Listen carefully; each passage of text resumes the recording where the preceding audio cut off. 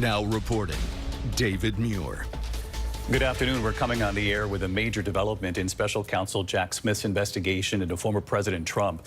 Former President Trump has been informed at this hour that he has been indicted by a federal grand jury regarding the special counsel's probe into Trump's efforts to overturn the 2020 election. I want to bring in John Santucci, who's covered Donald Trump for years from us. John, you have confirmed from multiple sources that the former president and his legal team has been informed?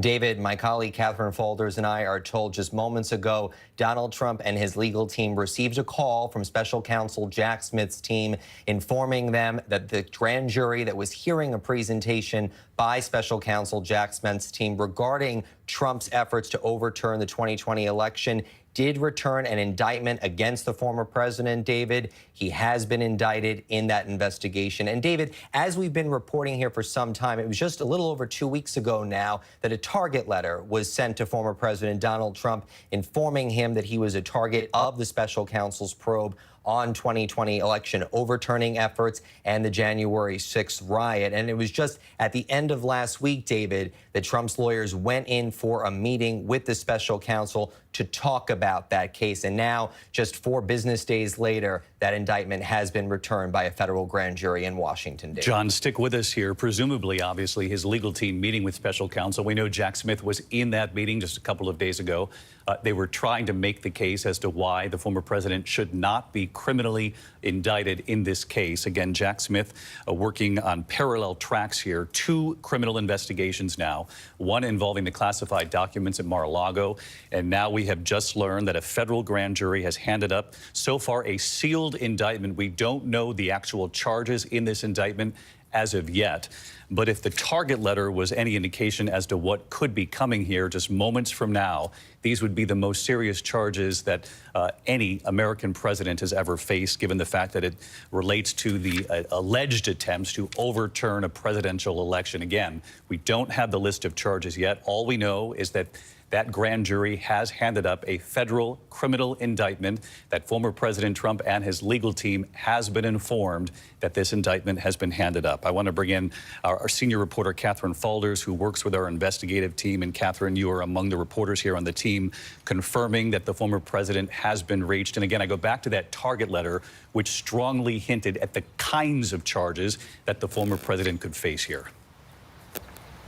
Yeah, it did. And we don't know, David, as you said, what charges or how many counts are in this indictment. But if the target letter, which he received 2 weeks ago, is to be any sort of guide, we know that those include some conspiracy charges. Conspiracy to defraud the United States, for example, is one of those. But again, important to emphasize, we don't know. This indictment is sealed. We're learning this through sources, and it's at this courthouse right behind me where this grand jury has been meeting for over a year now. They met today rather late. There were lots of tea leaves to read inside this courthouse. We saw jurors milling about, going in and out, leaving. Some prosecutors potentially were here. So what we know is that the 4-person was spotted inside this courthouse, and that's the only juror that they need to hand up this indictment to the judge. So that is what we're told happened, and we know that the former president has been informed. His lawyers have been informed.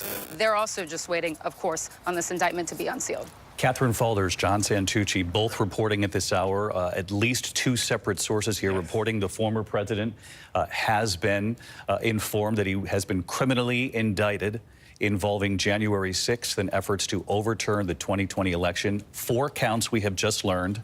4 counts in this federal criminal indictment. This is 45 pages long. I want to bring in our Chief Justice correspondent, Pierre Thomas, who is looking at it right now. Pierre, what do you know? David, we have the specific charges. United States of America versus Donald Trump. Conspiracy to defraud the United States government. Conspiracy to obstruct an official proceeding. Obstruction and attempt to obstruct an official proceeding. And conspiracy against rights. We're going to be looking through this specifically, but basically this case is a speaking indictment laying out a case that Donald Trump was very clear that he lost the election and then proceeded to try to take the election from the American public. That's the generic case. We'll just have to read through the specifics and how they lay out the specifics, but it will be a speaking indictment laying out the case that Donald Trump was aware that he lost. There was no wide-scale fraud. He was clear on that and then took steps to stop the certification of Joe Biden as president of the United States. And just for people watching our live coverage right now, Donald Trump now a second federal criminal indictment from the special counsel Jack Smith. Many in the legal world, Dan Abrams included, have said that if there was an indictment in this case, that this is even far more serious than the classified documents at Mar-a-Lago. And perhaps one of the reasons why, Pierre, you just lasered in on this notion that the former president knew that he lost the election, according to Jack Smith and federal prosecutors. That's the psychological component here, that he knew and yet continued to move forward with strategy to somehow hold on to the White House. And David, we have to be careful until we read the specifics. But to be clear here, they're suggesting that the president of the United States, Donald Trump, in office, was using the power of the presidency to retain power, to basically block the peaceful transfer of power. This is something that Merrick Garland, the Attorney General, talked about over and over again, that they would hold anyone accountable who attempted to unlawfully block the peaceful transfer of power. I want to bring in Dan Abrams, our chief legal analyst. Dan, when you hear these charges, 4 counts: conspiracy to defraud the United States, obstruction of an official proceeding, and deprivation of rights, the right to vote, that your vote would count. Yep. These are very serious charges. Yeah, and now we have some detail as we read through this indictment in real time here. A conspiracy to defraud the United States by using dishonesty, fraud, and deceit to impair, obstruct, and defeat the lawful federal government function by which the results of the presidential election are collected, counted, and certified by the federal government. That is the one, the defrauding of the United States, a conspiracy to corruptly obstruct and impede the January 6th congressional proceeding at which the collected results of the presidential election are counted and certified. That is another account, a conspiracy against the right to vote and have one's vote counted. That's more of a catch-all one, where it's been used a number of times in the 20th century, which is interesting that it's about voter fraud. It's about basically saying, you know, in other cases where people were stuffing ballots, et cetera, and saying that deprived everyone else of the right to have the votes counted fairly. And that is now something that Donald Trump is being charged with in this indictment, which is one of the big picture pockets that we have to look at here.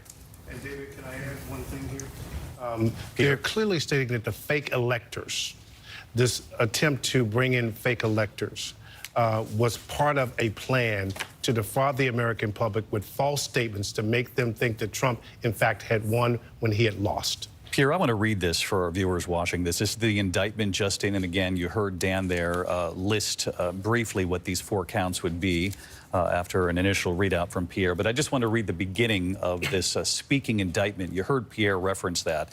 We have seen this before from Jack Smith. It's what they call, in essence, a speaking indictment means to lay out in lay terms so that the rest of us and viewers, voters across this country could, in essence, understand why Jack Smith and his team are taking this action. Carefully laid out here for people at home even to read. 45 pages. I'm not going to read it all, but I will read the very beginning. It says the defendant, Donald J. Trump, was the 45th president of the United States and a candidate for re-election in 2020. The defendant lost the 2020 presidential election. Despite having lost, Jack Smith says the defendant was determined to remain in power. So for more than 2 months following Election Day on November 3rd, 2020, the defendant spread lies that there had been outcome determinative fraud in the election and that he had actually won. These claims were false, and the defendant knew that they were false. John Carl, that is a significant part of Jack Smith's argument, and it goes to some of what the January 6th committee put before the American people, some of what you have reported, the psychology of the former president, and those in his inner circle who testified before the American people that this was a president who knew he lost. I mean, we remember the January 6th committee was almost entirely hearing from Republicans, and many of those Republicans, people close to Donald Trump, who testified over and over again that they told him that the election was over and that he had lost. David, I had a very senior Republican in that Congress tell me just about a week or so after the election, he is a man who knows he lost, and it is hard on him. But I want to tell you, there are also 6 co-conspirators that are listed in this. They're not named, but they are described. 4 of them are lawyers.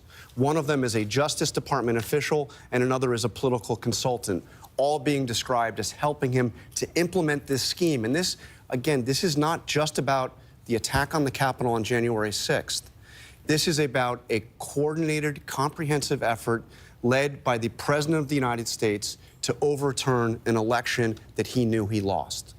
Let me just take this one step further, Dan, and then I'll bring it to you, because Jack Smith lays this out very carefully. I had mentioned that in this indictment, he says the defendant knew that these claims were false, but the defendant repeatedly and widely disseminated them anyway to make his knowingly false claims appear legitimate, create an intense national atmosphere of mistrust and anger, and erode public faith in the administration of the election, Dan. David, I was just going to say, the indictment goes state by state and basically talks about exactly what Donald Trump did and said, because that's the key, right? I mean, you can make an allegation about the fake electors, right, and say these people, for example, some of them have been charged in Michigan for their conduct, but you still have to show Donald Trump's role in this, that he knew what he was doing and that he was actually taking actions in connection with this. And the indictment goes through point by point about the calls he was making, calling the leaders in Arizona, calling leaders in Michigan, et cetera. And that's the key here, is to be looking for Donald Trump himself's actions, not just the broader. We've known for a long time about the issue of these electors. The question's always been exactly what did Donald Trump do? They said, they actually make the point, though, in this indictment, and I want to add here that the defendant, Donald Trump, had a right, like every American, to speak publicly about the election and even to claim that there had been outcome determinative fraud during the election that he had won. He can claim that, they say. He's entitled to formally challenge the results of the election lawfully through appropriate means. But they go on to say, indeed, in many cases, the defendant did pursue these methods, I should say, of contesting the election results. His efforts to change the outcome in any state through recounts, audits, or legal challenges were uniformly unsuccessful. And in many cases, John, as we reported on numerous occasions, these were Republican-appointed judges who said, there's nothing here. Most of them, some of them appointed by Trump himself. But what is significant here also is it outlines who told Trump that what he was doing and what he was saying was untrue. And it's pretty comprehensive. We've known some of this, but they go through the defendant's vice president. By the way, the role of Vice President Pence is critical in this indictment. The pressure that Trump put on Pence to use his power in presiding over the certification of those ballots on January 6th is critical here. But the vice president told him it was wrong. Senior Justice Department officials that he had appointed to the Justice Department told him that the election was not stolen. The Department of Homeland Security, senior White House attorneys, senior staffers on his own re-election campaign, state legislatures and officials, almost all of them Republicans, told him, no, the election was not stolen. The results are certified. We have no power to overturn it. And he continued to persist in pressuring them to use their positions to overturn an election that was over. Yeah, an extraordinary list of names and figures very close to the former president who repeatedly told him that he had lost the election. We know that Mike Pence, the former vice president, sitting across from me, well, I point blank said, did you tell the president he lost? We lost here. And he said on numerous occasions, I made that very clear to the former president. I want to bring in Aaron Kotursky because this, as we said before, this speaking indictment goes into state by state here. One of the states it talks about is Georgia, and according to Jack Smith, and it's been reported out publicly, the intense pressure on elections officials in Georgia to find the votes, a state that Joe Biden won. We do have a piece of the audio of former President Donald Trump, that key telephone call that has been heard by the American people before, but that will play a role in this case. Let's listen to that audio, and then I'll bring in Aaron. So, look, all I want to do is this. I just want to find 11,780 votes, which is one more than we have, because we won the state. 11,780 votes. I just want to find those votes. Let's bring in Aaron Kotursky. And Aaron, this indictment speaks to Georgia as well. In fact, it includes a transcript of that very phone call that former President Trump made to Brad Raffensperger, the Georgia Secretary of State, and it goes into detail about other things that the former president said to him, including claiming that 5,000 dead people voted in Georgia, and Raffensperger's response saying, well, Mr. President, the challenge that you have is the data you have is wrong. And the American people heard much of this during the course of the January 6th committee hearings up on Capitol Hill, just a few blocks from where I'm standing now.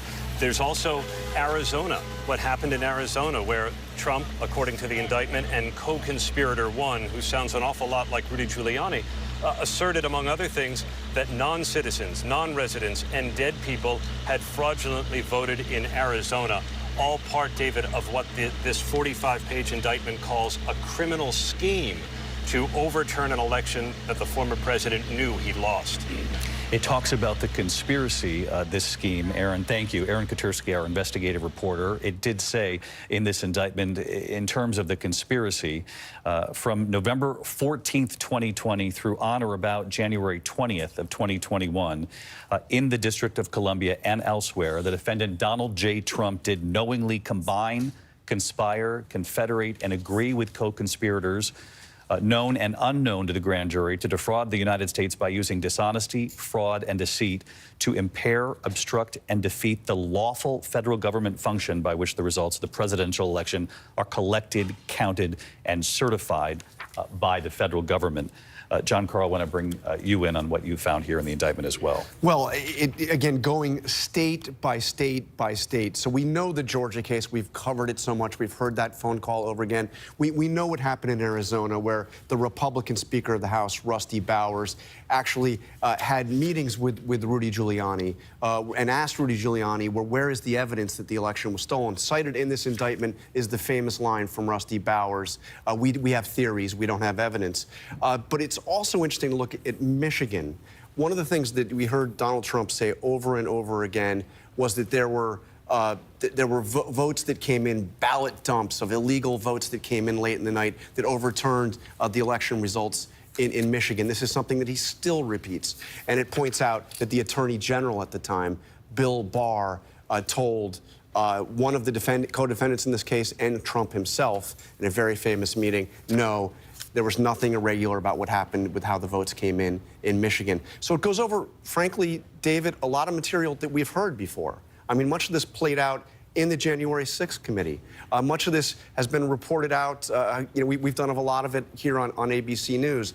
But it is bringing together the evidence that Trump not only was lying about what happened in these states, but that he knew he was lying because he had been told by people who were very close to him, who had investigated in it, his allegations, and told him that they were not true. John Carl with us here at the desk, along with Pierre Thomas, Mary Bruce, Dan Abrams. It's about 14 minutes before 6 o'clock now. We've been told that the special counsel himself, Jack Smith, will be addressing the American people. We know from the past he does not come before the camera very often. The only other time, in fact, that we saw him was after the federal criminal indictment involving the classified documents case. Again, we will hear from him today, now just a matter of minutes after the indictment has been unsealed, more quickly than we saw him last time, though. If last time indicates what we will see this time, it will be brief, very forward. But again, what he tried to do was encourage the American people last time to read the indictment. My guess is, and we'll wait and listen to Jack Smith here momentarily, that he will try to make that case again, to read through it for yourself. That he and the team have presented what they've called a speaking indictment to explain in very clear detail in 45 pages here why they've moved ahead with what many legal observers believe is a far more serious criminal indictment than even the classified documents case. This case involves a presidential election, alleged attempts to obstruct the federal government and proceedings of a presidential election, confirming them, and as Dan Abrams pointed out, that catch-all, the right to vote. Getting in the way of an American citizen's right to vote is one of the 4 counts here, basically, from Jack Smith. And one thing I want to make sure that we point out to folks at home watching this, it's not just Jack Smith versus Donald J. Trump here. These are grand juries that have looked at the evidence and said there is enough here. Right. I mean, look, people often say that a grand jury is a very low standard. That's true. But it is still a grand jury of citizens who've decided that there is enough evidence on each of the specific charges to move forward with a trial. Ultimately, of course, it'll be a regular jury that determines guilt or innocence in a case like this. But they have used this grand jury both to subpoena witnesses, right? When you get a grand jury, you get the power to subpoena. People can't just say, I'm not going to show up, as might be the case in another venue. When it comes to a criminal case in a grand jury and you get subpoenaed, you got to show up. So they've had the opportunity to gather a little bit more evidence in connection with this than maybe even the January 6th Commission, which we should point out, the January 6th Committee wanted additional charges that Jack Smith, and as the special counsel, did not pursue. For example, an insurrection charge. That's not here. That would have been the most serious charge imaginable, and the special counsel decided not to pursue that as a charge in the criminal case. It's very interesting because the special counsel, Jack Smith, does bring up January 6th, the day itself, the attack. I want to bring back in Aaron Katersky to the conversation because, Aaron, you lasered in the indictment where they talk about the violence of that day. In fact, the special counsel's indictment says that former President Trump exploited the violence and the chaos at the U.S. Capitol on January 6th. And the indictment begins this section talking about his speech at the Ellipse before all that chaos broke out, quoting him directly, David, where he says, we fight like hell, and if you don't fight like hell, you're not going to have a country anymore. And it goes on to list the former president's actions that day as people were breaking through barriers that were cordoning off the Capitol grounds, advancing on the building, violently attacking law enforcement officers, and taking aim, the indictment does, David, at the former president's decision not to try and stop it. And in this particular section, former President Trump joins more than 1,000 other defendants who have been directly charged for various crimes because of their role on January 6th in breaking into the Capitol, in ransacking the building, in attacking some of the police officers. And for a long time, there were questions about the person who may have fomented all of this. Was he ever going to be charged? And now Special Counsel Jack Smith in this indictment has provided an answer, even though a specific insurrection charge is not there. Fascinating. Aaron Katersky with us. The references to what played out on January 6th, although the actual charge of inciting an insurrection is not part of this count. This is something that the January 6th committee, you heard an awful lot from them about the potential to charge on that. Jack Smith deciding not to, though obviously as part of this indictment against the president goes into what played out on January 6th. A big question going into today involving this federal criminal indictment. This is something that the former president had suggested was coming and soon himself after that target letter several days back. Jack Smith and his team characteristically very quiet in recent days, though now we have the indictment. And a question about this impending indictment would be whether or not they would directly connect the former president to any of this scheme involving fake electors, to put fake electors in place from key battleground states around the country and send them to Washington instead to try to overturn the election, to keep the White House for Donald Trump. And John Carl, you have found part of the indictment where they connected to Donald Trump. Directly to Trump. And the reason why this is really important here, Smith outlines that, you know, every state sent certified electors to Congress to be counted.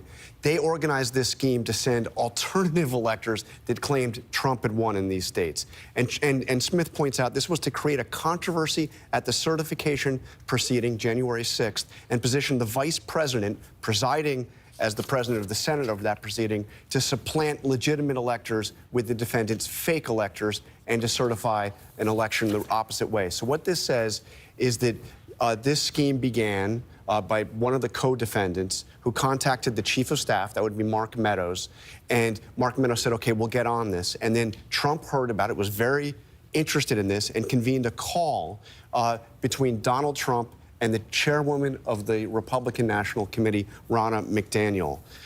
And what it says is the defendant and co-conspirator called the chairwoman, Republican National Committee, to ensure the plan was in motion. During the call, the co-conspirator told the chairwoman that it was important that the RNC help the defendant's campaign gather these fake electors in the targeted states and falsely represented to her that the electors' votes would only be used in litigation. So they kind of fooled the chairwoman of the RNC as to why they wanted to do it. But Trump is on this call and directly involved in pursuing this scheme. And again, that's significant because there were a lot of questions about whether or not Donald Trump would be directly linked to any part of this strategy. We've seen the fake certificates. We knew that some members of his legal team were involved in gathering those names, but we hadn't seen Donald Trump directly tied to this, and this puts him right at the heart of it. Again, we're about 5 to 6 minutes away from hearing from Jack Smith, the special counsel in this case. I want to bring back in Pierre Thomas. David, I'm struck by how the special counsel is directly making the claim that Donald Trump was a criminal president. Quote, he widely disseminated false claims of election fraud for months, despite the fact that he knew in many cases and had been informed directly that they were not true. One of the cases that they use is particularly, I think, specific and jarring. It said that President Trump asserted in the state of Pennsylvania that there had been more than 205,000 more votes in that state. The state attorney general told the president that that was not true, and he kept putting forth that lie. So they're making the case that time and time again, the people in a position to know that these claims were untrue were telling the president, no, your information is wrong. And I have from additional sources, people were telling him, at every turn, you're wrong, Mr. President. The information you're getting is wrong. And Jack Smith is making the case over and over again that the president knew he was wrong and kept putting forth the lie.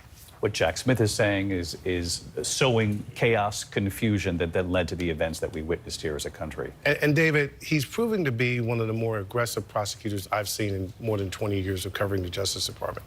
This notion of taking on a former president and basically coming to the conclusion that he was acting criminally, and now making that case before a grand jury, and now he's going to make the case to the American public. I think you'll hear the words, something to the effect that no one's above the law and that this had to be pursued. Important to remember that Jack Smith also tried war crimes at The Hague not long ago. Exactly.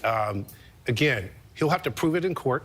We don't know if he'll get any kind of conviction in these cases, but clearly he's a person unconcerned about the politics, unconcerned about the outside noise. He's going after the former president. Precisely my point of bringing that up. A no-nonsense prosecutor in this case. One other interesting point about a possible defense here, right, is that unlike in the documents case, where it's a pretty straightforward case, right?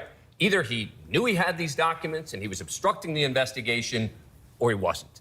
There could be a more complex defense, meaning I expect that he, if this case goes to trial, would say something to the effect of, I was relying on advice and counsel I was getting from other people. Yes, it's true. Someone said to me that it didn't happen. Someone else said they didn't believe it. But you know what? There were still other people who told me it was true. And when I heard it was true, I said, I got to do something about this. I'm going to go forward and try and fix this. That's the sort of defense you could get here. He puts it on the lawyers. It says on the legal side, they told me that this was a completely legitimate way to move forward, some of the co-conspirators, by the way. And then on the factual side, saying, I had people telling me that there were problems in each of these states, even though others were saying it's not true. And how would he defend the allegation that he's on the phone with the head of the RNC saying we should move forward this fake elector scheme? Right. In his view, it's alternate electors. Right? In his view, it's not fake electors, the alternate electors.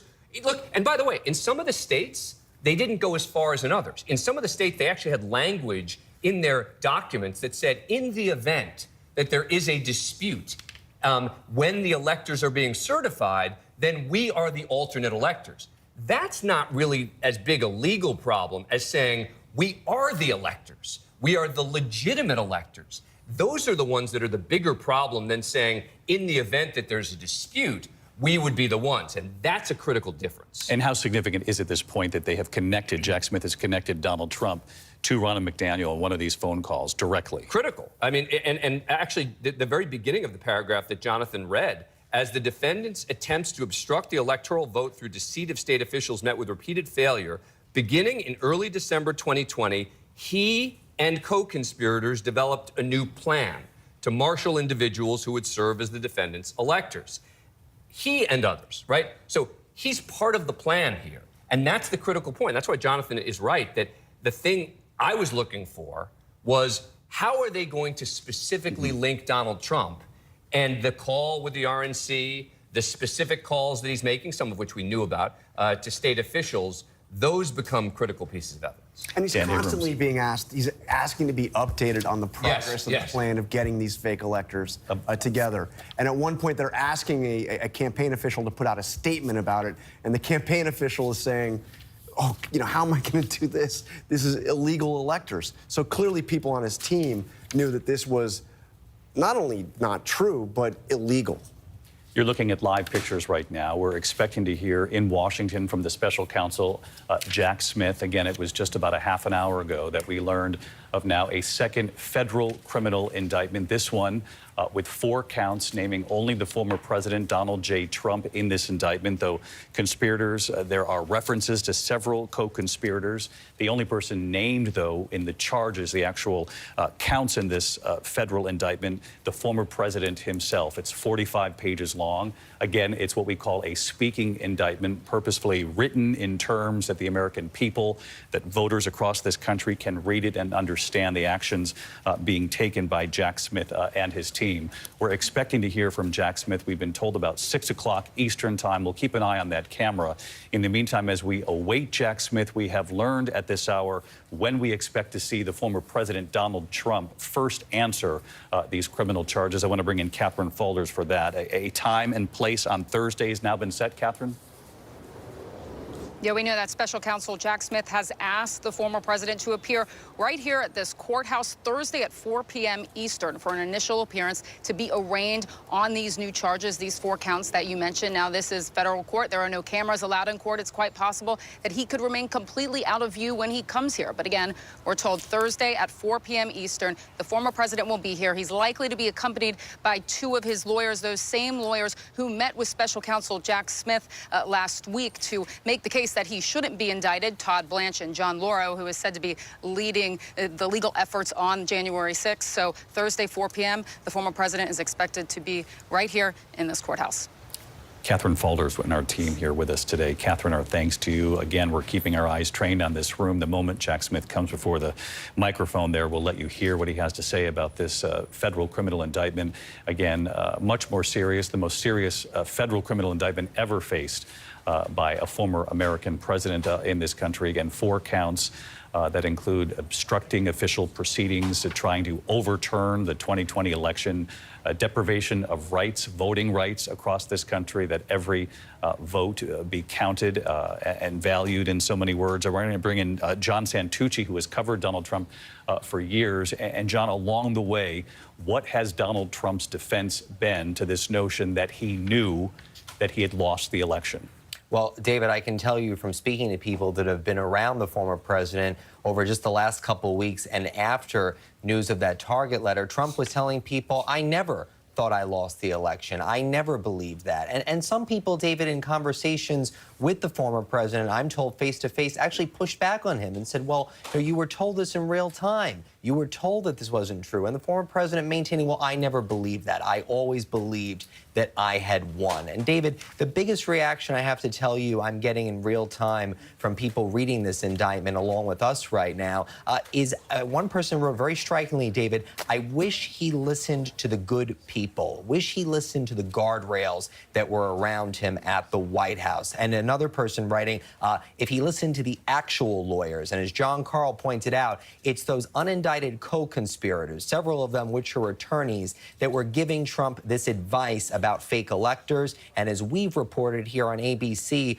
much of the time at the end of the Trump administration, those tense meetings that were playing out in the Oval Office, the screaming matches that often occurred between people that were White House employees, many of whom were attorneys, trying to shoot down these other attorneys that were coming in and around Donald Trump, pitching him on this idea of fake electors. Fast forward now, David, to where we are. Trump listening to those people, engaging in those conversations, clearly has gotten him yet into another indictment, David. But, John, thank you. Is that a defense, though, Dan, that I never thought I lost, and so what if I listen to the bad actors? If you go off of John Santucci's words, there are many who were very close to the president saying now, I wish he had listened to the good ones. Right. Can he come out and say, well, I listened to the wrong ones? Yeah, I mean, it can come out. It may not be a winning defense, but I think it's if this actually becomes a legal defense as opposed to a political one, that is exactly the sort of defense that he would wage. He would say, that I had lawyers telling me that we could challenge on January 6th.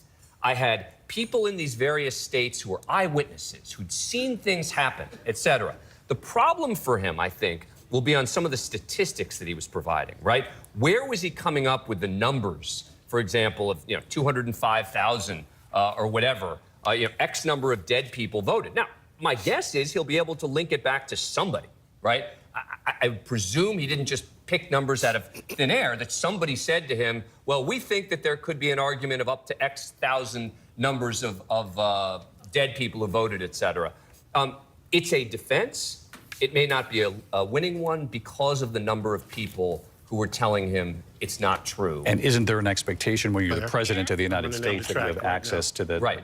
We're hearing... track. Okay, bye. And, We should kill Pierre Maggie? Thomas's microphone, please, guys. I can hear him getting ready for world news while we're on the air during the special report, which we appreciate from Pierre, always working hard. But again, right? It can't be unreasonable. Meaning, that's part of what they're going to look at here. Is would it be remotely reasonable for him to believe it? And you hear John Santucci saying it's not just that he says he believed it then. He's saying he believes it now. To this day, he believes that the election was stolen from him. So, that's a defense. I'm not saying it's a winning one, but it's a defense. we're waiting Jack Smith, the special counsel in this case, expected to brief not only reporters in that room, but the nation. He knows the nation is watching. And of course, as we have seen from Jack Smith before, he's fully aware that this is a polarized country. People believe what they believe already when it comes to January 6th and the election. Much of that because whether they supported the former president or not, they believed or did not believe what was coming not only from the president, but again, this group that surrounded the president during those crucial weeks from the election straight through January, as laid out in this 45-page indictment. Our chief White House correspondent, Mary Bruce, sitting here with me as well. First of all, Mary, anything from the White House? The White House isn't commenting on the specifics. That is no surprise, but they do refer us to the Justice Department and a state spokesman saying they refer to the Justice Department, which conducts its investigation independently. And that is something that I suspect you're going to hear Jack Smith stress once again as well. This White House has gone out of its way in recent weeks to underscore the independence of the judiciary. It is why you are not seeing President Biden comment on this. He is well aware how Donald Trump is trying to spin this, how Republicans are arguing that President Biden, they claim, is simply trying to persecute his political rival here.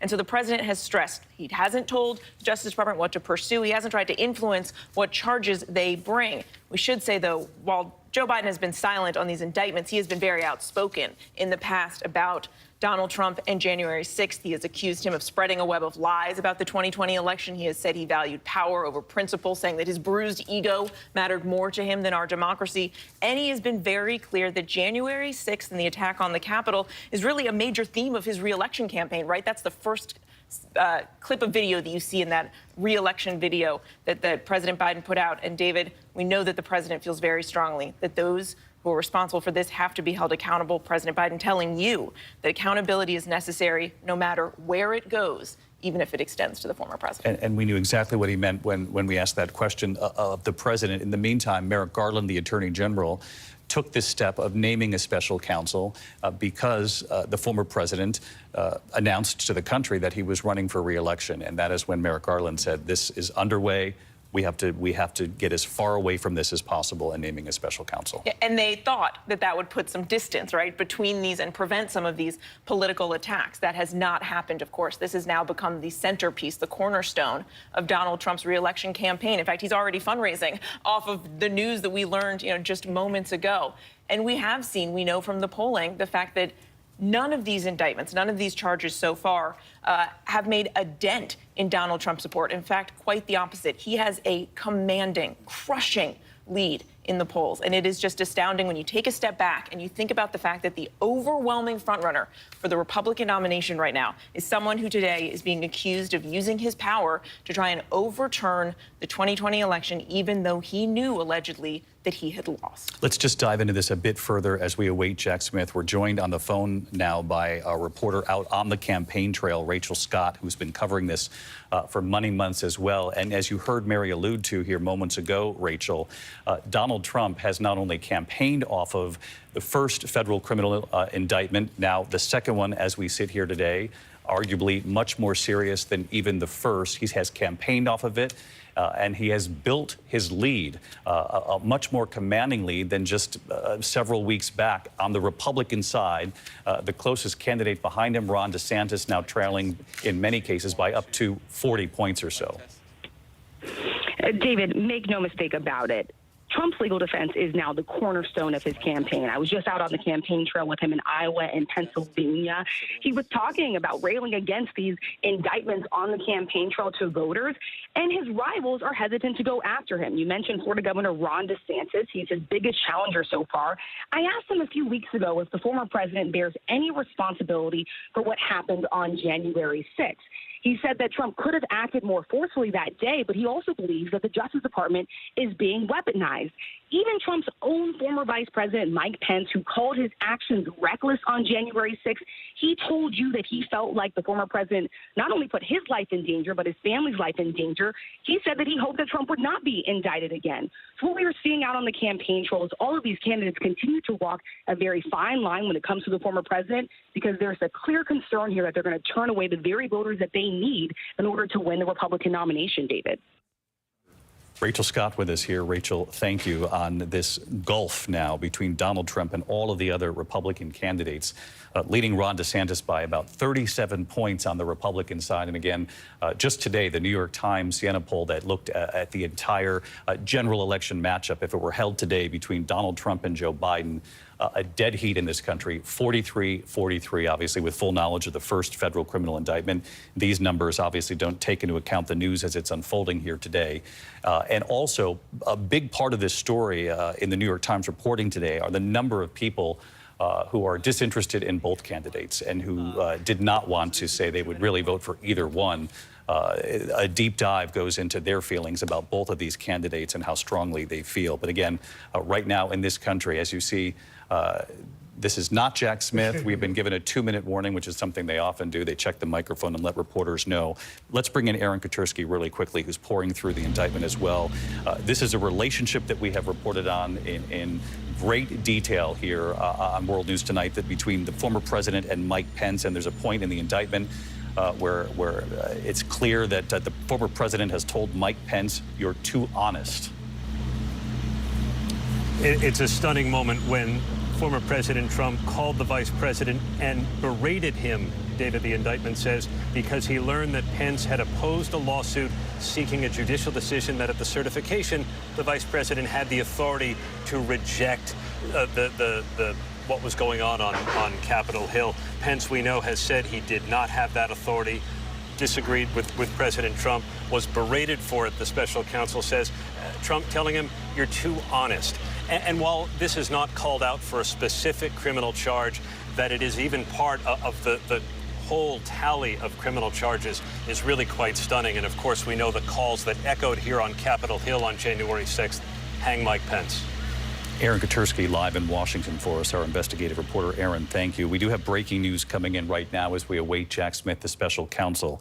ABC News has just learned that former President Trump's case has been assigned now to D.C. District Judge Tanya Chutkan. According to the court docket, Chutkan is an appointee of former President Obama. She has previously been profiled for handing out some of the most severe sentences for rioters involved in the January 6th assault on the Capitol.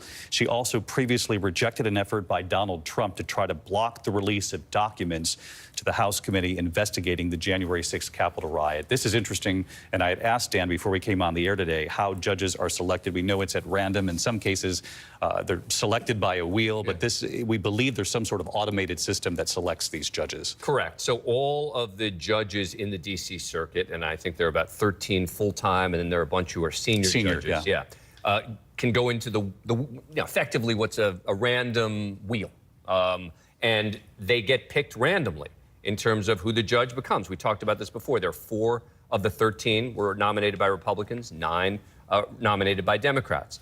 Now, the judge's role here becomes critical in timing. We'll talk more about the judge in just a moment. First, Jack Smith, the special counsel in this case. This is the second time now coming before the American people. Let's listen. Good evening. Today, an indictment was unsealed, charging Donald J. Trump with conspiring to defraud the United States, conspiring to disenfranchise voters, and conspiring and attempting to obstruct an official proceeding. The indictment was issued by a grand jury of citizens here in the District of Columbia, and it sets forth the crimes charged in detail. I encourage everyone to read it in full. The attack on our nation's capital on January 6th, 2021, was an unprecedented assault on the seat of American democracy. As described in the indictment, it was fueled by lies. Lies by the defendant targeted at obstructing a bedrock function of the U.S. government, the nation's process of collecting, counting, and certifying the results of the presidential election. The men and women of law enforcement who defended the U.S. Capitol on January 6th are heroes. They are patriots and they are the very best of us. They did not just defend a building or the people sheltering in it. They put their lives on the line to defend who we are as a country and as a people. They defended the very institutions and principles that define the United States. Since the attack on our Capitol, the Department of Justice has remained committed to ensuring accountability for those criminally responsible for what happened that day. This case is brought consistent with that commitment, and our investigation of other individuals continues. In this case, my office will seek a speedy trial so that our evidence can be tested in court and judged by a jury of citizens. In the meantime, I must emphasize that the indictment is only an allegation and that the defendant must be presumed innocent until proven guilty beyond a reasonable doubt in a court of law. I would like to thank the members of the Federal Bureau of Investigation who are working on this investigation with my office, as well as the many career prosecutors and law enforcement agents from around the country who have worked on previous January 6th investigations. These women and men are public servants of the very highest order, and it is a privilege to work alongside them. Thank you. Why didn't you charge any of the other co-conspirators?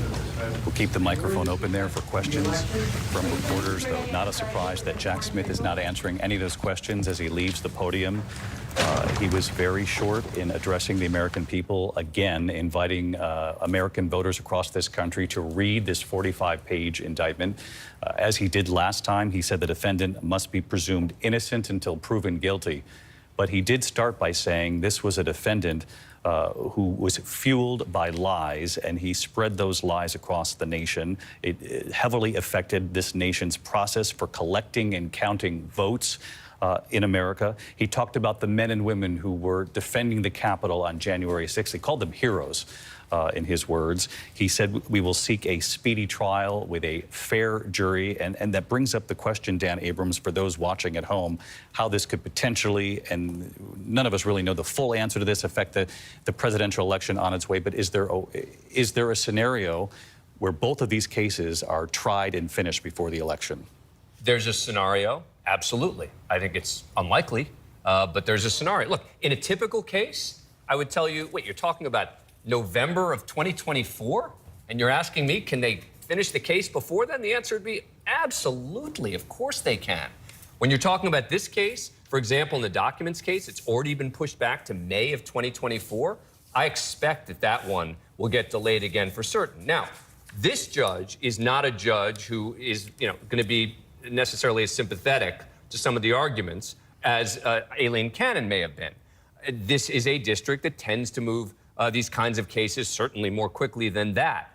But there will be arguments by the Trump team to try to delay this, to try to push it back as much as possible. You're going to hear, and you just heard Jack Smith say he's going to pursue a speedy trial. But that's really a right that belongs to the defendant, not the prosecutor. It's the defendant's right to a speedy trial. So it's the defendant that tends to have a lot of power and control over how fast a case moves. But this is where the judge becomes critical.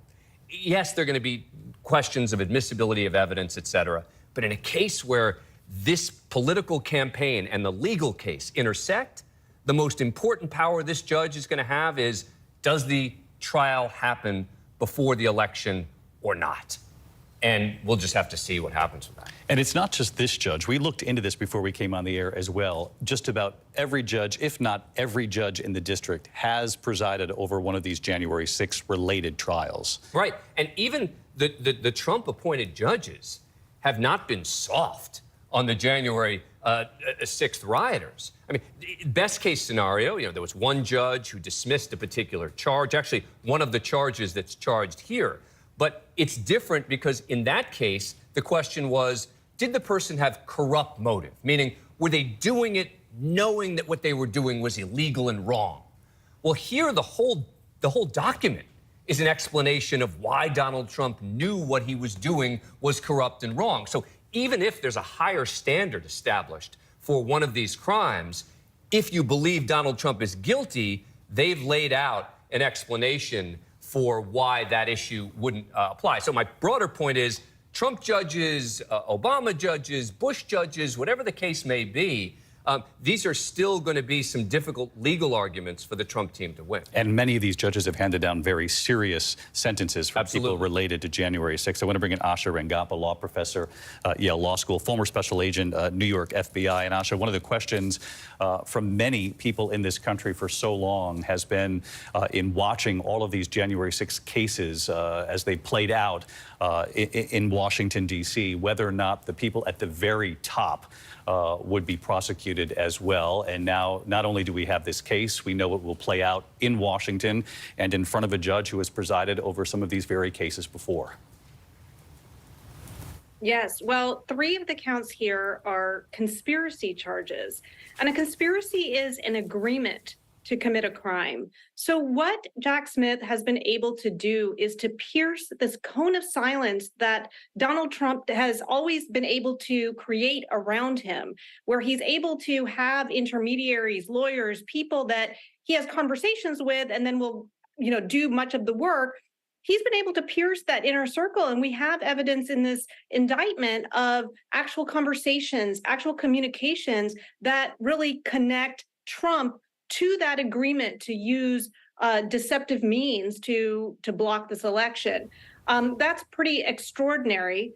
I also think that this indictment is significant in that Jack Smith was able to bring in depictions, evidence of the violence that unfolded on January 6th. This is a spectacle that everyone remembers from watching it unfold on television. And this was a very tricky area. You mentioned that he wasn't charged with insurrection. That would have encountered a lot of First Amendment issues because it would have been based on Trump's speech. But he was able to bring this in by using the charge of deprivation of rights, that what Trump was trying to do is prevent these people from getting their votes counted using intimidation and violence. So this is a very clever charges and straightforward charges that will ideally be streamlined since he's only named Donald Trump as of right now as the defendant. Asha Rangappa with us here. Asha, thank you for your perspective as always. And she makes a very good point about avoiding insurrection charges or charges connected to that because of constitutional defense of free speech in this country, John. But Jack Smith does talk about what Donald Trump was doing as this was playing out on the Capitol, and instead of trying to halt it, allowing it to proceed. If you remember when he was impeached on this, he was impeached for inciting the riot. That's not what's going on here. But Jack Smith makes the allegation that Trump tried to exploit the riot to achieve his overall goal, which is disrupting the proceeding to certify the election. He says directly, on the evening of January 6th, the defendant and co-conspirator Warren attempted to exploit the violence and chaos at the Capitol by calling lawmakers to convince them, based on knowingly false claims of election fraud to delay the certification. And this is pretty amazing. He calls 2 senators directly. Co-conspirator number 1 calls 6 members of Congress. John Carl with us. We know that John Santucci, our reporter who has covered Trump for many years, has now talked to the former president. John, what's his reaction at this hour? David, I just hung up the phone with former President Trump. He seemed rather relaxed, David, said that he has read through the indictment, said he's been on the phone. David, the words he used in speaking to me, he said it's pile on from special counsel Jack Smith. More charges. I asked him, David, did you expect this? Were you prepared for this? And he said, again, it's election interference. It's another effort by the Democrats. This is Donald Trump, David, to ABC News. Another effort by the Democrats to attack the 2024 election. And he said, David, that it's just going to keep going on. And I questioned him on that. And I said, what does that mean, Mr. President? And he said, just more charges, more charges. He then maintained, David, that he believes he is leading in the polls and that he is going to go on to, again, this is former President Trump, he believes that he will defeat Joe Biden. I then said, what's your overall word for everything that has been the last couple months with these indictments, David? Donald Trump telling me, ridiculous. I do want to ask you, John, though, because you were on the air with us just about a week ago when the target letter was made public. And at the time, our team was reporting that Donald Trump's legal team was somewhat surprised by that target letter, that they thought that perhaps they would be able to avoid this particular federal criminal indictment, that the classified documents case would move forward, but that this was one that they thought perhaps they would get by. Yeah, David, and I had heard that in real time, too. And Donald Trump, I'm told, at that time, that's 2 Sundays ago, David, was stunned by it. And at this rate, David, I think Donald Trump, from what I hear and from just speaking to him right now, his voice sounded like someone almost resigned to it. I've spoken to the former president, as you know, David, many times over nearly 10 years of covering him now.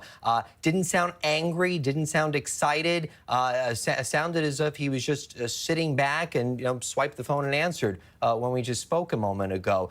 But again, David, I think that the 2 words that just struck me in speaking to him just now, pile on. I think just from talking to aides around him and now speaking to the former president himself, it just seems like in Donald Trump's mind, this was just another day. And that will be part of the political message, surely, in moving forward. One more question for you, John, and it's on a related note, because he's been on, obviously, campaigning, been on the trail these last couple of days, answering questions, was on one radio show, was actually asked if going forward you get these indictments and you got a jury in D.C., this is the questioner asking, you get convicted and sentenced, does that stop your campaign for president if you're sentenced? The host asked him. He replied, not at all. There's nothing in the Constitution that says it could stop me. Not at all. Yeah, and David, I think right there in his response to me when I just hung up with him, he seemed full steam ahead, maintaining again, talking about the polls, saying we're going to keep on going forward. And as Rachel Scott noted with you earlier, David, Donald Trump out on the campaign trail this weekend, again, hammering that fact. He's going to keep charging ahead, keep moving forward. And look, we don't even have to take Donald Trump's words for it. You mentioned earlier that New York Times Siena poll, it just came out in the last couple of days. He is doing well at the moment, David, but obviously another indictment is something that Donald Trump and his aides don't take lightly. Well, and they shouldn't. It's an extraordinary moment in American history, and we shouldn't gloss over it for sure. John Santucci, our thanks to you. I want to bring in our Chief Global Affairs Correspondent, Martha Raddatz, who was there at the Capitol on January 6th. And Martha, you could hear really in Jack Smith's voice there as he presented his short statement to the American people, the weight of this, though trying to distance himself from the politics of it all, say presumed innocent until proven guilty, but asked the American people to read this.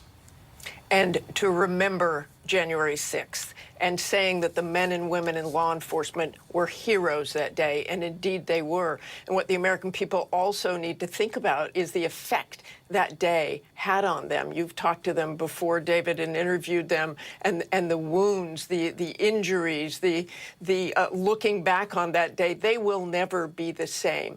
And that day for me, up on the Hill and talking to people who said they were there because Donald Trump wanted them to, quote, stop the steal. That was the whole idea of the speech that Donald Trump gave that day. It was a rally. He told people to go to Capitol Hill. And his closing words again, if you don't fight like hell, you're not going to have a country anymore. We're going to try and give the Republicans the kind of pride and boldness that they need to take back our country.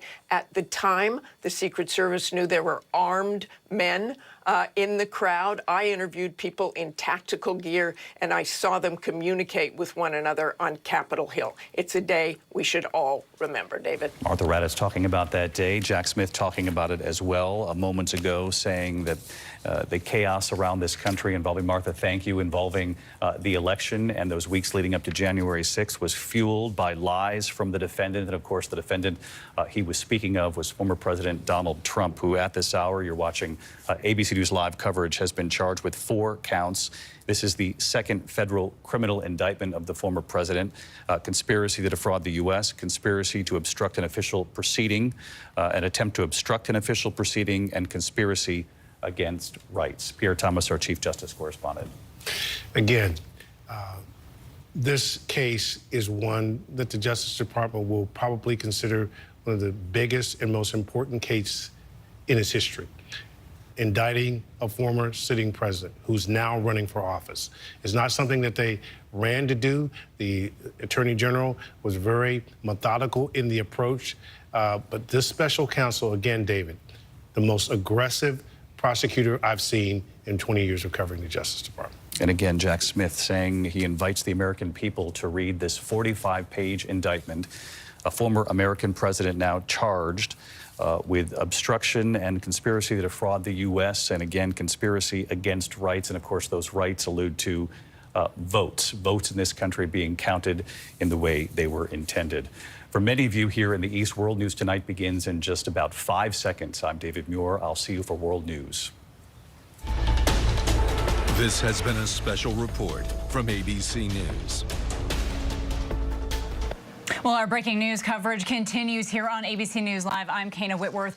Donald Trump has been indicted now for a 3rd time, this time by a federal grand jury as part of the special counsel investigation into January 6th and the former president's alleged efforts to overturn the 2020 election. The indictment handed down, there you see it, it's 45 pages long, and it lists 4 counts: conspiracy to defraud the U.S., conspiracy to obstruct an official proceeding, obstruction and attempt to obstruct an official proceeding, and conspiracy against rights. The indictment also includes 6 unnamed co-conspirators. Special counsel Jack Smith speaking. Here you see him moments after the indictment was released, calling the January 6th attack an unprecedented assault on the seat of American democracy, and that his team will seek a speedy and fair jury to try this. Now, Trump is now summoned to appear before the magistrate judge at the federal courthouse, and will happen quickly this Thursday at 4 p.m. Now, joining me now is our investigative reporter and producer, Olivia Rubin. And Olivia, I know that you've been watching all of this come down today with with us. And we've been here before where this president has been indicted. But these are the most serious charges that any American former president has ever faced. This is a day in history. These are far more serious charges than what we saw in regards to Mar-a-Lago and the documents. Well, Kana, like you just said, a 45-page indictment that really sort of weaves together very methodically, state by state, what are these alleged efforts by the former president, in his own words, trying to overturn the results of an election here in the United States of America. And you said how special counsel Jack Smith noted that this was an unprecedented assault on January 6th. But what he said that was so important there was that that insurrection was fueled by lies. And he said that they were the former president's lies. And as I just said, he took the time to go page by page in Michigan, Arizona, Pennsylvania, Wisconsin, how the former president allegedly took those lies and sought to push local officials, push members of Congress to change the election results. So much of this, Kana, has been public. We have seen it in the January 6th committee. We have seen it from individuals speaking about the pressure that they faced from the former president. But here we have it in 45 pages, the actions of the former president and a few co-conspirators and how they sought to methodically overturn the results of this election, as special counsel Jack Smith said, fueled by lies, Kana. Right, calling it a criminal act here. In this indictment, he says, Jack Smith says these claims were false and the defendant knew they were false, and he continued to talk about this. Our Pierre Thomas saying that the Justice Department will likely consider this the most important case in their history. I now want to bring in our senior investigative reporter, Aaron Katersky. And Aaron, I know you've been poring over this.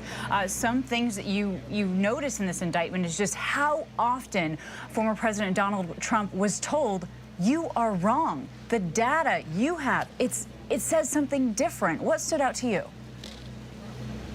We know that Kana, the special counsel's team reached out to election officials in battleground states. Olivia alluded to all those states, and election officials seem to repeatedly tell the former president that he didn't have the goods, or would at least ask some of the co-conspirators that are listed, and there are 6 of them in this indictment, where's your proof? And it never really arrived, and yet, according to the special counsel's indictment, the former president pressed on with these claims, trying to overturn an election that he knew he lost.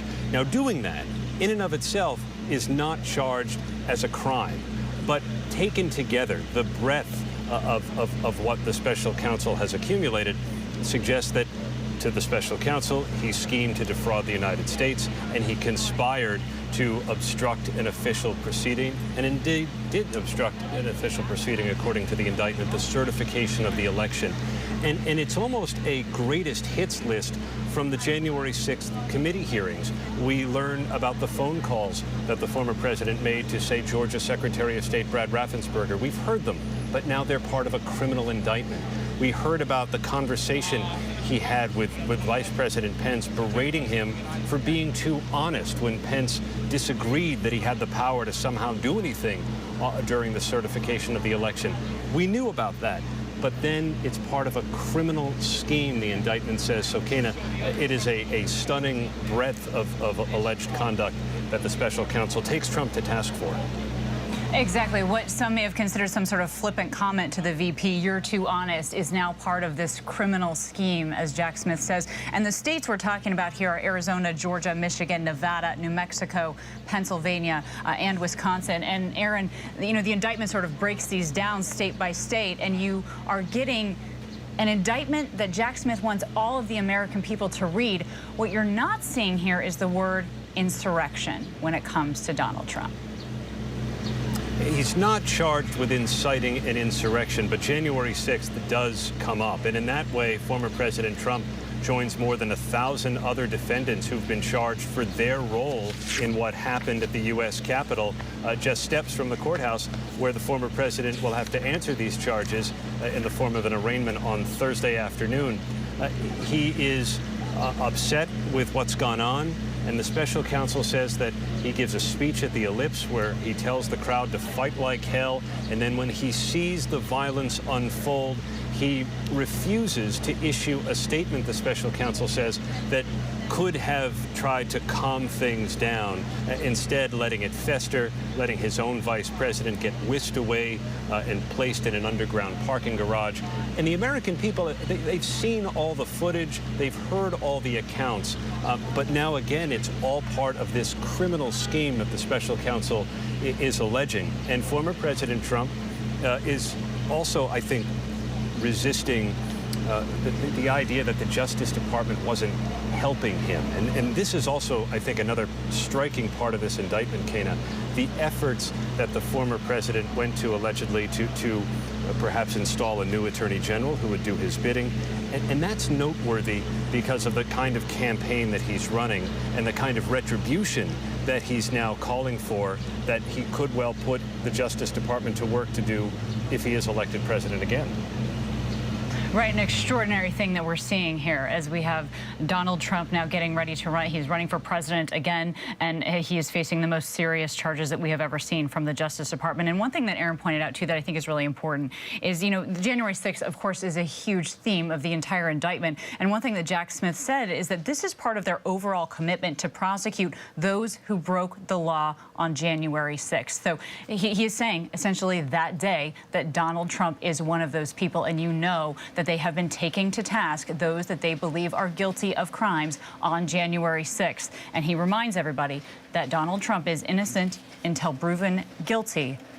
And he encourages everyone, every American, to read through this indictment. Also, right now, I want to bring in our ABC News contributor and assistant deal at Yale Jackson School of Global Affairs, Asha Rangappa. Asha, thank you so much for joining us here. Look, this is really about taking our American votes and in some ways changing what they might mean, right? And so what is the count that stands out the most to you? Well, the count that was surprising when we learned about it from the target letter that was sent to Trump was the conspiracy against rights. This is an attempt to deprive voters, as you just said, of their vote.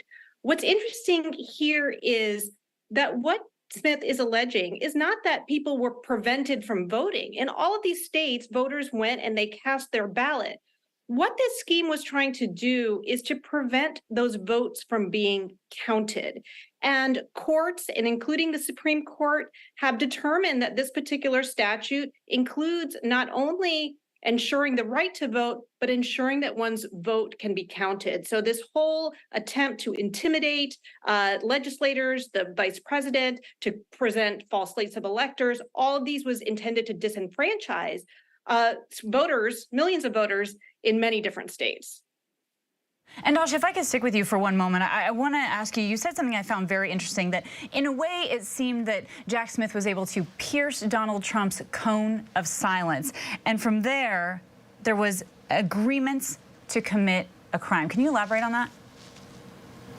Yes. So the conspiracy to defraud the United States in particular, this is an attempt to impede the lawful functioning of government using deceptive means.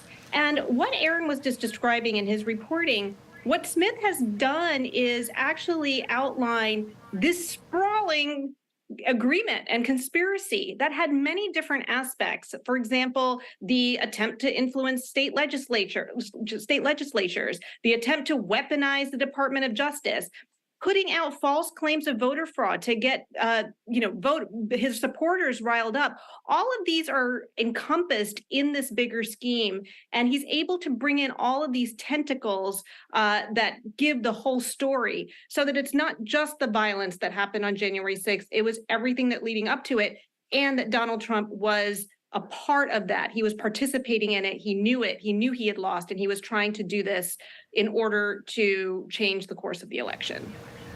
We've been on indictment watch for weeks now. We know that there is a timeline that's incredibly important. It also appears that Jack Smith, by all accounts, was moving very quickly, very aggressively in this. But Asha, what are your thoughts on potentially this being wrapped up by the time the election happens? I'm not sure whether it can be wrapped up, but I do note a couple of things. You had mentioned before that Jack Smith did not charge Trump with insurrection. That would have been inciting insurrection, that he used his speech to get people to go and attack the Capitol. And that is something that the January 6th committee had recommended that the Department of Justice look into. But that one faces a lot of hurdles, First Amendment challenges. And you can see that Jack Smith did not want to get tied up in litigation about whether this was protected political speech or not. The other thing that he's done is only charge Donald Trump, even though there are 6 unindicted co-conspirators. I don't think that he wants to delay this anymore. We've seen delays in Florida, for example, with the charging of his aide, Walter Nauta. This is just Trump. So he's trying to minimize the delays, and I think that he should be able to move forward. Whether he can complete the trial before next election remains to be seen. All right, Asha, thank you so much for your expertise. We appreciate that. I also now want to bring in Faith Abube. She is in Washington, D.C., and we're already getting reaction from former President Donald Trump. He allegedly was out golfing today. Look, this is no surprise that he was indicted. He was well aware. He received that target letter just over 2 weeks ago, and essentially a lot of the charges that he is now facing were subjects in that target letter. So, Faith, what are you hearing from former President Donald Trump?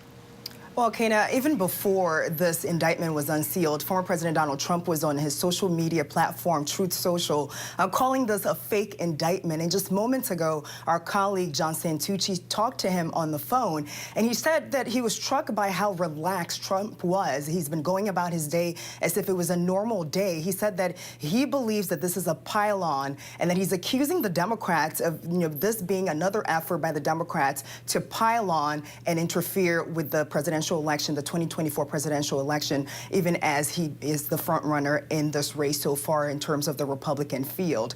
But we've heard Trump over the last few weeks lash out against Jack Smith for the other indictment, the Mar-a-Lago indictment and the classified documents case. And after each of these indictments, he's called Jack Smith names, he's called him deranged, he's accused him of harassing him with these indictments, and also has said that Jack Smith is practicing election interference. And that's what we're hearing again from some of Trump's allies, from his campaign as well this afternoon. And what we've seen is that as these indictments have been coming out, Trump has been seizing on them, using them as fuel for his presidential campaign. He's told his supporters that this is evidence of election interference, but also he says that if they give him another chance to come to the Oval Office for another 4 years as president, that they will be able to actually overhaul the DOJ. They will be able to overhaul what he's calling the weaponized Department of Justice. And so far we're hearing the campaign right now already appealing to voters to support his campaign and donate to his campaign as he continues to fight this. All right, Faith Abube, our thanks to you. We're also hearing from some former aides to Trump, and they're saying things like they had wished that Trump had listened to the good, actual lawyers, and then attacking some of the attorneys who pitched Trump on this push to have the fake electors really across the country. I want to bring in now our political director, Rick Klein. Look, Rick, we know it's no surprise here. He has a stronghold in the GOP. It almost seems like every legal issue he faces sort of fans those flames. He's almost growing in popularity. In fact, he's fundraising right now on what's happening. Yeah, and look, he has fundraised off the previous two indictments. It should be noted, Kana, that he did better in terms of fundraising, got more of a bump after the first indictment than he did the second. We'll see what the third is like. That's not surprising. Neither at this point are the extensive legal bills that his campaign apparatus is continuing to foot. So a lot of the money that's being sent to his campaign right now is basically trying to keep him from being convicted, keeping him out of jail, which of course is his legal strategy as well as political strategy. And you're right, there's nothing that's happened so far in now the 1, 2, and now number 3 indictment that suggests that there's any kind of political vulnerability. We've seen a number of his rivals come out with statements essentially endorsing the notion that this is a weaponized Department of Justice. The central notion that Donald Trump has used as a defense is their defense as well. And yes, the only movement in the polls over the last couple months has been that some of his rivals, including Ron DeSantis, have gotten weaker. Donald Trump's support is strong as ever. He's as dominant as ever, up 30, 35 points in a series of polls, and essentially tied against Joe Biden in a head-to-head in the New York Times poll out just today. And let's talk about Ron DeSantis here. You just brought it up, and he's already put out a statement, and you mentioned the weaponization of the government. That is something that Ron DeSantis is saying. As president, I will end the weaponization of government going right away. He got it out there. Yeah, and look, it echoes what a lot of Republican voters are saying, but the danger, and I've talked to a number of campaign strategists about this, is that you're essentially endorsing the worldview of Donald Trump when you say this. You're putting the weight of your own words behind the notion that this is selective prosecution and this is weaponized justice, and that means that the reason he's being brought charges against him is that there's a Justice Department effort to try to bring him down, to try to weaken him politically. So as soon as you buy into that notion, you're strengthening him in a lot of ways, and even if you make the secondary argument that DeSantis or Nikki Haley does of a time for change or time to turn the page, you've already bought into what the front runner is saying. And there's no sign that anything has dented him right now. There were a few candidates we should note, Chris Christie, Asa Hutchinson, the former Arkansas governor and the former New Jersey governor, who've come out and with blistering statements in the past calling on Trump to withdraw, certainly if he's convicted. But Trump has no notions of doing so, and those candidates are right now languishing pretty far down in the polls. All right, Rick, I mean, we thought the 2020 election was wild. I guess we better get ready, right? Exactly. Buckle up for this one. Yeah, thank you, Rick. Also, we just heard from Attorney General Merrick Garland for the first time after this latest indictment against former President Donald Trump. Let's listen to what he had to say. So immediately after the January 6th attack on our democracy, the career men and women of the Justice Department engaged in what has become the largest investigation in our history. In November last, I appointed Jack Smith as special counsel to take on the ongoing investigation in order to underline the department's commitment to accountability and independence. Mr. Smith and his team of experienced, principled career agents and prosecutors have followed the facts and the law wherever they lead. Any questions about this matter will have to be answered by the filings made in the courtroom. All right, and you just heard from Merrick Garland there. Now I want to bring in our contributor and former federal prosecutor, John Katko. And I also want to mention that, John, you voted in favor to impeach Trump for January 6th. And so as you're starting to see all of this unfold, we sort of had a setup, right, from this target letter. We knew potentially what kind of charges we might be looking at here.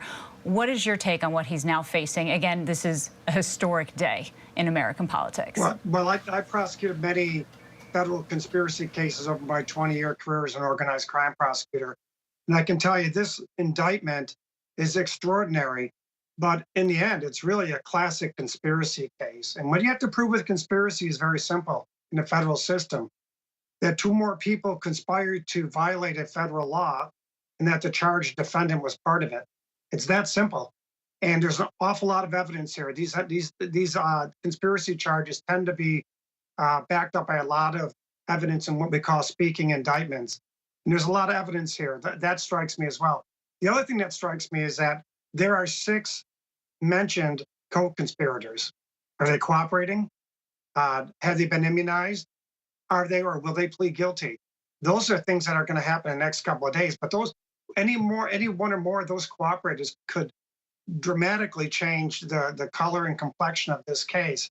Because if they say, which it sounds like some of them probably already have, that a conspiracy existed, we knew it was wrong, but we gave it our best shot type of thing, and the president knew that, it's going to be a very tough case for him to overcome. And yeah, you mentioned here, it's pretty clear specifically, especially in Georgia and Pennsylvania, that his co-conspirators, or at least people in his inner circle, were orchestrating these attempts. Yeah, they're absolutely orchestrating the attempts, and quite frankly, a lot of this evidence could be gleaned from the reports and the actions of his co-conspirators and himself. If you look at all the tweets he sent out, you look at all the statements he sent out, even though it was obvious to everyone else that they were false, after all that, I think his only defense is, well, he believed what he was saying was true. Well, there's evidence in this indictment, throughout this indictment, in fact, indictment's peppered with examples of him being directly told that this was not true, and he still perpetuated these false statements regarding the election. So this is a very strong case. This is a very simple case from a legal standpoint. The jury's either going to believe or not believe that the defendant conspired with others to overturn the election, and that he did so by perpetuating false statements and lies and actions. That's a pretty straightforward, and it's also a pretty potent case as far as what I can see. Certainly, as Pierre Thomas has said, it could be one of the biggest cases in the history of the Department of Justice. Thank you so much. We appreciate your time, John Katko. I want to go now back to Washington, D.C. I want to bring in Elizabeth Schulze. Elizabeth, you have been watching the White House, and we know the White House overarchingly has stayed silent, right? They've sort of tried to separate this, let the judiciary process go. However, Biden's administration has not backed down when it comes to terms of January 6th, with the insurrection, and also when he's thinking about running again. That seems to be, as we've heard, the cornerstone of his campaign. A key tenet of his campaign, Kana. We saw that in the re-election announcement that he made. The opening shot was a shot of January 6th. And President Biden has been outspoken about January 6th, saying that those who were there that day need to be held accountable. I asked the White House last week if that's still his position, given this looming indictment against former President Trump. And they said that he stands by those words. He has made this fight for election integrity so central to his re-election bid and to his current presidency that that this will be undeniably a message when he hits the campaign trail, as we are already seeing former President Trump make it the central message of his time on the trail. I will say I was out at a Trump campaign event a couple months ago after that first indictment came out. I asked many of his supporters there if they plan to read the indictment at the time, like the special counsel Jack Smith said to do. They said they won't even read it, Kana. One of the things that this indictment does is use Trump's own words against him, and that's something that we saw the Justice Department play out. But going back to the White House, they do make the point this played out completely independently from them. Tonight, the White House, in a statement, did reaffirm that this is a process that's going on completely separately from President Biden and the administration, Kana. Oh, that's interesting that those voters told you they have no plans to read that indictment. That's really good context, Elizabeth Schulze. Our thanks to you. Also in D.C. is ABC News and Jay O'Brien. And so, Jay, we just talked a little bit about Ron DeSantis, right? One of President Trump's biggest rivals on the campaign trail. What else, though, are you hearing from the GOP? Are you hearing words of support? Well, it's interesting because let's not forget, this is an indictment that is built around the January 6th attack on the Capitol. So the reaction that we're looking to now are congressional Republicans, particularly congressional Republican leadership, to hear what they have to say about this. Have they read the indictment? Are they reacting, et cetera, et cetera? I want to take you first to Speaker of the House Kevin McCarthy, who publicly broke with Trump on January 6th and then not long ago went to Mar-a-Lago, mended fences with Trump, and is now a Trump ally. He lays out at the beginning of his tweet, you're seeing there on your screen, allegations against President Biden's son, Hunter. And then at the bottom there, you see what he says. Everyone in America, quote, could see what was going to come next. DOJ's attempt to distract from the news and attack the frontrunner for the Republican nomination, President Trump. So the Speaker of the House coming strongly out against Jack Smith. Now I want to take you to the House Judiciary Committee. This is an account, a Twitter account, that's run by the House Judiciary Committee. It's run by the Republicans who control that committee. And again, this is the committee for law and order in the United States Capitol, and it talks about Joe Biden's DOJ check, indict President Trump. You see it there on your screen. It is part of a consistent theme we have seen since this indictment was unsealed of Republicans criticizing the special counsel. Matt Gaetz of Florida called on the Congress to defund the special counsel. We have yet to see from a Republican who has come forward and taken the allegations laid out in this indictment substantively. One Republican we have yet to hear from, by my count, is Liz Cheney, who was integral, as you know, in the January 6th committee. And that is important because so much of this indictment matches with what the committee uncovered and laid out for the American people in those very public hearings, Kana. Oh, Jay, that'll be very interesting to hear what she has to say. I appreciate your reporting. Thank you so much. And now to our senior investigative reporter, Aaron Katersky. Aaron, a judge has been assigned to this. And this is a judge who was an Obama appointee. So can you tell us more about this judge and what that could mean for this case? Judges in these cases, Kana, are generally appointed at random, and this one falls to Judge Tanya Chutkan, who is going to be overseeing this historic indictment of former President Trump. She was appointed by then President Obama, and she has presided over a number of January 6th related cases, and in some cases has even gone beyond the sentencing recommendations for defendants who've been found guilty to go beyond the sentencing recommendations of prosecutors to impose stiffer sentences. So January 6th, by her own words, is something that she takes quite seriously, and it will be quite a different setting for the former president than the other judges he's in front of. One is he appointed in the classified documents case down in Florida, Judge Aileen Cannon, and then he's also been indicted in New York and is presiding over a judge in New York State Court that he's tried to remove. Wow, Aaron, thank you. And as Aaron rightfully pointed out here, this judge has previously been profiled for handing out some of the most severe sentences for rioters charged in January 6th. And she also previously rejected an effort by Trump to block the release of documents to the House committee investigating January 6th. I now want to bring in our investigative reporter and producer, Olivia Rubin. Again, Olivia, you've been following this all day. I know you were at the courthouse yesterday. Quite possibly you might be back there Thursday. Tell us what's next here. Well, I think what you just laid out there, Kana, is the new reality here. And as Aaron just said, he'll be before an Obama-appointed judge on Thursday. Next week, the former president already has another arraignment down in Florida. That one will be in front of a Trump-appointed judge. So regardless of Trump-appointed, Obama-appointed, the reality remains for the former president now that he moves forward as someone who is now under the cloud of 3 indictments. And it will be hearing after hearing after hearing for him for at least the foreseeable future, Kana. All right, Olivia, thank you. And I want to bring in our contributor and presidential historian, Mark Updegrove, so you can tell us how the context will look at this when we look back at history, again, with the most serious charges that any American president has ever faced. Well, you just said it, Kana. These are the most serious charges an American president has ever faced. And they are shocking, but not particularly surprising if you've seen the pattern of behavior from Donald Trump. You go back to that speech that he made on the Ellipse, and he said, you've got to fight like hell. If you don't fight, you don't have a country. But by the same token, he's being accused of getting in the way of a free and fair election. That is the basis for our country. America was founded on the will of the people, exercising your franchise, your right to vote. And Donald Trump is being accused of getting in the way of a free and fair election. If you don't have free and fair elections, you don't have a country. That's how serious these charges are, Kenya. Certainly, Mark Updegrove, thank you so much for your time. We appreciate it. We will have a lot more on this story tonight. We'll be following it for you all night long on ABC News Live Prime with Lindsay Davis. That starts at 7 p.m. Eastern, so make sure to watch for all of the latest developments. We appreciate your time here on this historic day in America. I'm Kana Whitworth, and thank you for streaming with us. The news never stops, and neither do we.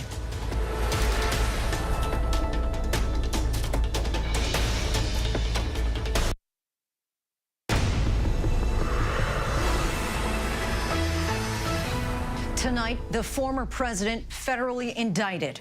Today, an indictment was unsealed, charging Donald J. Trump with conspiring to defraud the United States, conspiring to disenfranchise voters, and conspiring and attempting to obstruct an official proceeding. The special counsel charges the former president for his role in attempting to overturn the 2020 election and the insurrection that followed. We have team coverage in Washington, D.C. and New York covering it all. Plus, he said from the moment I met him that I did not do this. So we're prepared to go forward.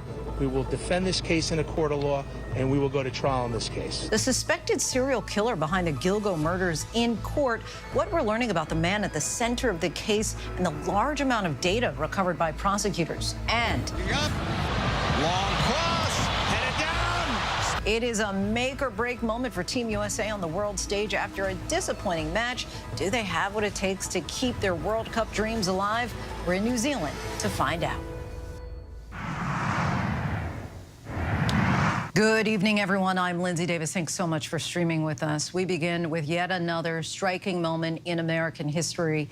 Former President Trump has been indicted yet again, this time in a push to overturn the 2020 election. He now faces 3 criminal indictments at the same moment that he's also the clear frontrunner in the Republican race to win back the White House in 2024. Special counsel Jack Smith addressed the country late today, encouraging Americans to read the 45-page 4-count criminal indictment, which begins by saying the former president lost the 2020 election, knew he lost it, and then for months spread lies that there had been outcome determinative fraud in the election and that he had actually won. Smith stressed, though, the defendant must be presumed innocent until proven guilty. The sprawling indictment accuses Trump of 3 conspiracies: 1 to defraud the U.S., a 2nd to obstruct an official government proceeding, and a 3rd to deprive people of civil rights provided by federal law or the Constitution. The 4th count is obstruction of and attempt to obstruct an official proceeding. Attorney General Merrick Garland late today called the investigation the largest in the Justice Department's history and said Special Counsel Smith and his investigators followed the facts wherever they may lead. We're told today, prior to the news of the indictment, the former president was golfing at his home in Bedminster. But how's he reacting tonight? Our John Santucci just spoke to him on the phone. He'll join us shortly. Our team is standing by tonight to break down this entire indictment for us and what comes next. We begin with our Chief Justice correspondent, Pierre Thomas.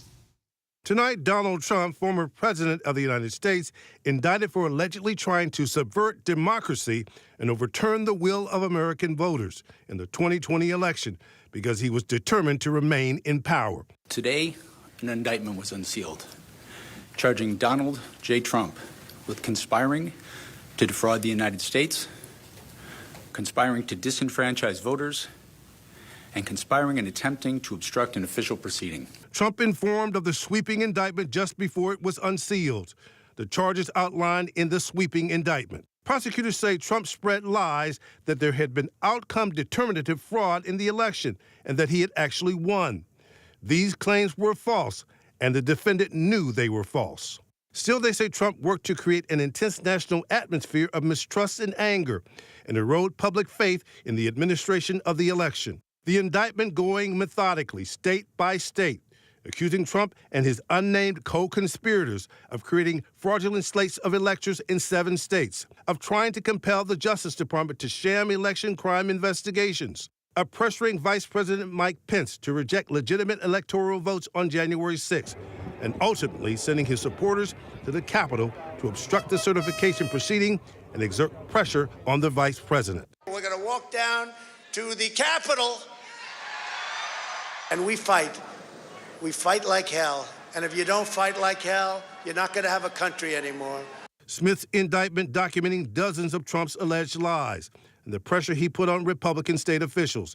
In a phone call, Trump pushing Georgia Secretary of State Brad Raffensperger to find the votes he needed. So, look, all I want to do is this. I just want to find 11,780 votes, which is one more than we have, because we won the state. Prosecutors allege Trump's criminal scheme culminated on January 6th with what they call the president's exploitation of the violence and chaos at the Capitol.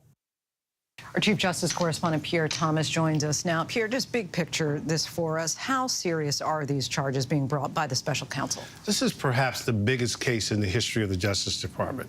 They've essentially indicted a former sitting president, accusing him of being criminal in office, that he essentially knew he lost the election, that there was no wide-scale fraud, and that he then attempted to steal the election for himself. So you feel a lot more gravity here than the 2 prior indictments? Well, those were quite serious in terms of taking classified documents away from the White House, making them vulnerable, this obstruction case that they're building in terms of a cover-up. But this gets at the heart of American democracy. What does a president do if they lose? And the Justice Department is saying he knew he lost and then attempted to steal the election. Pierre Thomas, our thanks to you as always. Pleasure. And let's go to ABC senior reporter Catherine Faulders, who's at the courthouse today. Catherine, when can we expect to see the former president in court to face these charges?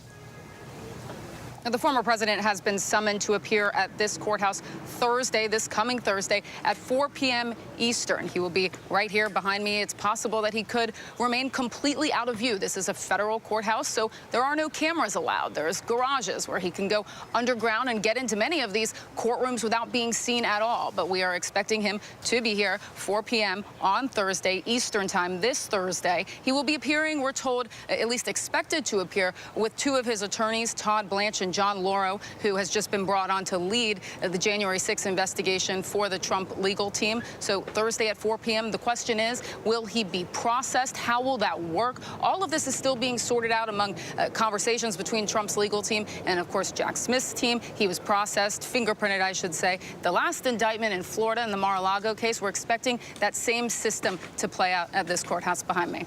So, Catherine, I know that you're saying that we may not see, it's very possible that we may not see the president at all, the former president. What kind of scene might we expect to see?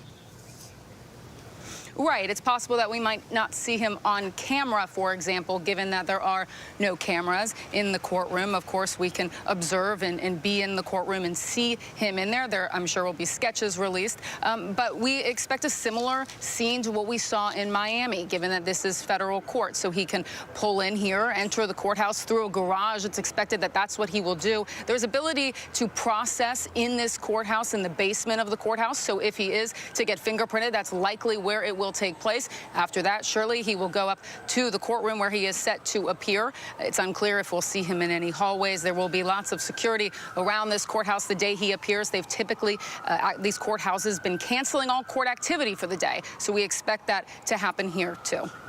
Catherine Folders for us. Thanks so much, Catherine. And John Santucci, kind enough to join us. Now, John, I kind of want to go in reverse because I know that you did speak with the former president today on the phone, but I want to get a sense because obviously he received this target letter about 2 weeks ago. And so what was his initial reaction as far as people in his orbit? What were they telling you about his demeanor then?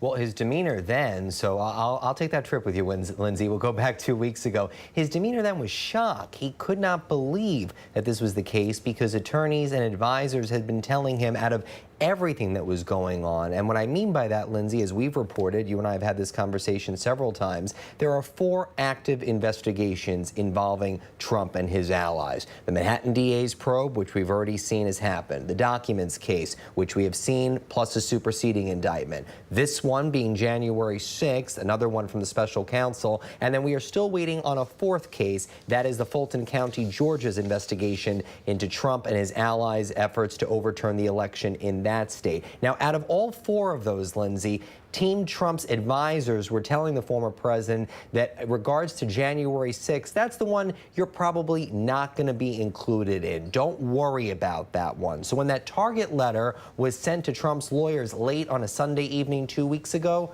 stupefied was what one person said to me, Lindsay. They could not believe this was the case. Trump, at that point in time, reacting in pure rage, their team trying to figure out who was going to be involved here. Because again, Lindsay, as we've been reporting for the last several weeks, there has been a constant effort by Donald Trump and his lawyers to staff up, to build out legal teams on each of these probes. And the January 6th team, out of all of the probes, Lindsay, pretty much had nobody on it. All right, so then let's fast forward. He's had a bit of time to let this all sink in, if you will, that this 3rd indictment was in fact going to happen. You talked to him on the phone today. What's his response? Lindsay, he told me in real time that this was pile-on by special counsel Jack Smith. And pile-on, Lindsay, reacting to all of the investigations around him right now. And I said to him, well, but how do you square that with all of these probes? And he called all of them, Lindsay, the total 4, ridiculous. He then said the charges are yet again, in his mind, Lindsay, election interference, and he believed that he's going to fight this, and he maintained, Lindsay, that, quote, we will win, referring to the election 2024, where he is an active candidate, and also all of these probes. And I have to tell you, Lindsay, you know this. I've covered Donald Trump for nearly a decade for ABC News, and it was probably one of the calmer conversations I've ever had with him. Lindsay? Very interesting there, and great to have that insight. John Santucci, our thanks to you as always. Thank you, Lindsay.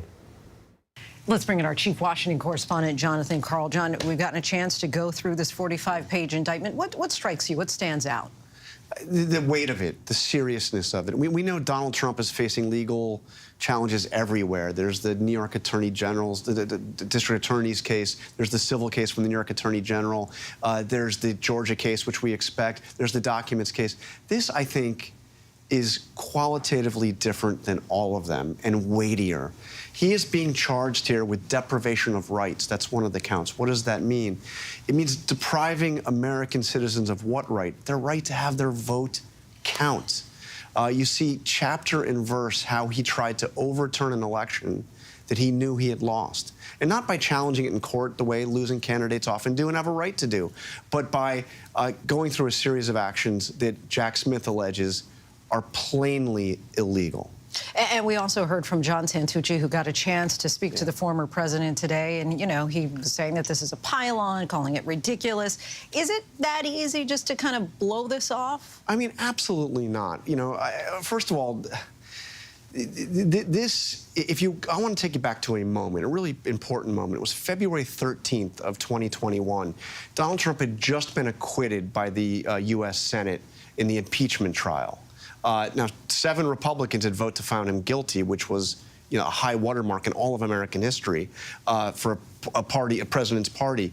But right after it, Mitch McConnell rose to speak. He had voted not guilty.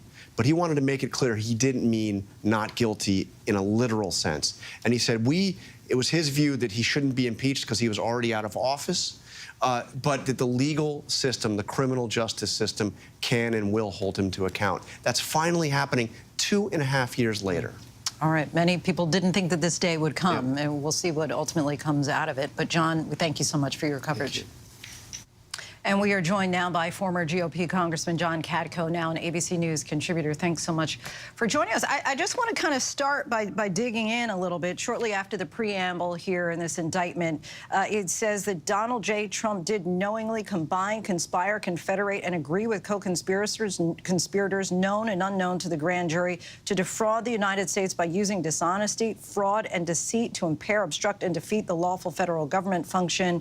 It goes on, but really lays out, and as we've heard from John, this goes state by state. It talks about the different conversations that he had. It really is quite impressive when you look at all of the detail and the lengths that the investigators went through over this past year plus. Do you think that this will sway or have any impact on Trump supporters? Well, I think it will, because the level of detail in this indictment is quite extraordinary. And to me, that is something that really stands out. But in the end, also, this indictment is like many I did when I was a federal organized crime prosecutor for 20 years before going to Congress. A conspiracy charge is very simple. You have to prove that 2 or more persons agreed to violate a federal law and that the charged defendant was part of it. That's it. Everything else in here is meant, all the facts are set out to just prove that is true. You don't have to prove all the facts, just had to prove enough to show that the president agreed and became part of this conspiracy. And there's plenty of evidence in there that points in that direction. So to me, this indictment is actually quite simple and quite detailed. And the thing about it is, the first thing the jury's going to hear before even opening statements is a judge reading this entire indictment to the jury. And when the jury hears this, it's pretty compelling when you hear it as a whole and don't pick out bits and pieces of it. So to me, it's quite an extraordinary charge. And so you don't feel like it's a heavy lift to really connect the dots? No, I don't. I think from a legal standpoint, it's not that heavy. And quite frankly, I was the first Republican to announce that I was going to support the impeachment vote for President Trump after January 6th. And I did so because a lot of the facts are alleged in this indictment were public knowledge or knowledge to all of us in Congress at the time. And to me, I knew the charges that could possibly come. I knew the crimes were likely committed back then, and nothing's changed. This is simply a refutation of the president's conduct after the election, where he put all his eggs in the basket of litigation. And when that failed, it was to overturn the election by electoral college votes. And both those key factors are set forth in this indictment in great and concise detail. And the thing that sticks out to me, though, also about a strong charge in a conspiracy case is when you have so many co-conspirators. Now, what the question is, are they cooperating? Highly likely at least 1 or more is cooperating. Will they be charged? I hope so. And what happens going forward with them as well. So it's going to be very interesting, but make no mistake about it. This is a historic case, and it has a lot of meat on the bone. There's no question. I want to circle back to the top of your answer, because as you said, you were one of a handful of House Republicans who voted to impeach then-President Trump over the events of January 6th. He now faces these charges for the efforts to overturn the 2020 election. What's your reaction to this moment and the significance of it? Well, I have great faith in the criminal justice system. I have great faith in the people generally that prosecute cases. There has been some concerns lately about fairness. With respect to this charge in this case, I think they got it pretty right as far as what the charges should be and what's going to happen with this case going forward. So my reaction is that they got this pretty right. The theory should have been all along a series of events from after the election up to and including January 6th. And the end result was the insurrection on January 6th. But that was just the end result. Everything that built up to that is what this criminal conduct is alleged to have occurred. And I quite frankly think they've got it right. And if they can prove what's in this indictment, the president has an extraordinarily difficult hill to climb to overcome these charges. Former Congressman John Katko, we thank you so much for your time tonight. Really appreciate it. And now I want to bring in our ABC News political director, Rick Klein. Rick, you heard what Representative Katko just had to say there. He's thinking that this will actually sway potential Trump supporters. What's your view on how this will impact the primary and beyond? Well, there's no evidence of that happening yet. We have two previous indictments on much different charges, of course, Lindsay, but in both instances, we saw a spike in fundraising for Donald Trump, and we saw his opponents actually get a little bit weaker, if Trump may have even gotten a little bit stronger. He has consolidated his support since then. Now, it may be that this is more serious. This is easier to understand than the previous charges around classified documents handling or around hush money to a porn star. But the bottom line is that anything that hasn't taken Trump down has made him stronger. And the whole framing he has of his legal and political arguments, that this is a witch hunt, that this is about trying to bring me down for political purposes, that has allowed him to use as a shield any of the information that's come in. And it's hard to imagine a lot of people really changing their minds. Of course, we got about 5 months before the voting starts, and that will be the question. And the president's own former Vice President Mike Pence, who, of course, was there that day of January 6th and ushered out of the building that day for his own safety, is now reacting. What's he saying? Yeah, Lindsay, frankly, this really surprised me, and I want to read it to make sure I get it right. Today's indictment serves as an important reminder. Anyone who puts himself over the Constitution should never be president of the United States. He goes on to say, our country is more important than one man, and our Constitution is more important than any one man's career. He is making clear that he views Donald Trump as culpable for that day. Of course, those chants of hang Mike Pence still ring in his ears. He is central to the allegations in the indictment. A lot of new details that we learned today that suggest his cooperation with the special counsel. He has said all along he wants to read the indictment before deciding if there are criminal charges. But as a political matter, he is making as strong a statement as he had to date to say that Donald Trump should never be president again. Yeah, I was struck by one of the pages here where it talked about a private conversation between the former president and Mike Pence, where allegedly the former president told him that he was too honest, which I just think is really striking. Yeah, and one would presume that information comes from Pence himself, who we know did cooperate with the special counsel after having some objections legally. We understand that he took contemporaneous notes as well of his conversations with the then president. The pressure he was under was immense. It was, according to the special counsel, actually criminal. And it's key to the points that are being made that Pence himself was central and probably the only thing that kept the coup attempt on January 6th from being a whole lot worse. Would have been if he were to allow that objection to go forward and actually do what Donald Trump demanded of him. Rick Klein, our thanks to you. And we do want to note as well that the White House tonight is referring all questions about the indictment to the Department of Justice. Now I'd like to bring in ABC News legal contributor and assistant dean at Yale Jackson School of Global Affairs, Asha Rangappa. Asha, thank you so much for joining us. People can claim that they believe they should have won something. For former President Trump, how did that lead way to criminal actions, according to this indictment at least? Yes, there's basically three main themes running here that Trump engaged in that became criminal. The first is using deception to thwart the lawful functioning of government, that he was making these false allegations of voter fraud. The second was to actually try to stop the peaceful transfer of power, obstructing an official proceeding, trying to get the vice president and legislators and members of Congress not to certify the vote. And the last one, and this is really important, is that he was trying to prevent votes from being counted, from people's votes from being counted in a variety of states, millions of votes, which is a deprivation of their civil rights. And all of these become criminal, even if you really think you should have won the election. And as we've been saying, the indictment does go into the allegations state by state. I want to go back to a previously released call from a conversation that Trump had in the days following the 2020 election with Brad Raffensperger, the Secretary of State in Georgia, a state Biden narrowly won. Let's take a listen. So, look, all I want to do is this. I just want to find 11,780 votes, which is one more than we have, because we won the state. How much are his own words being used against him in order to make this case to suggest he knew very well what he was doing?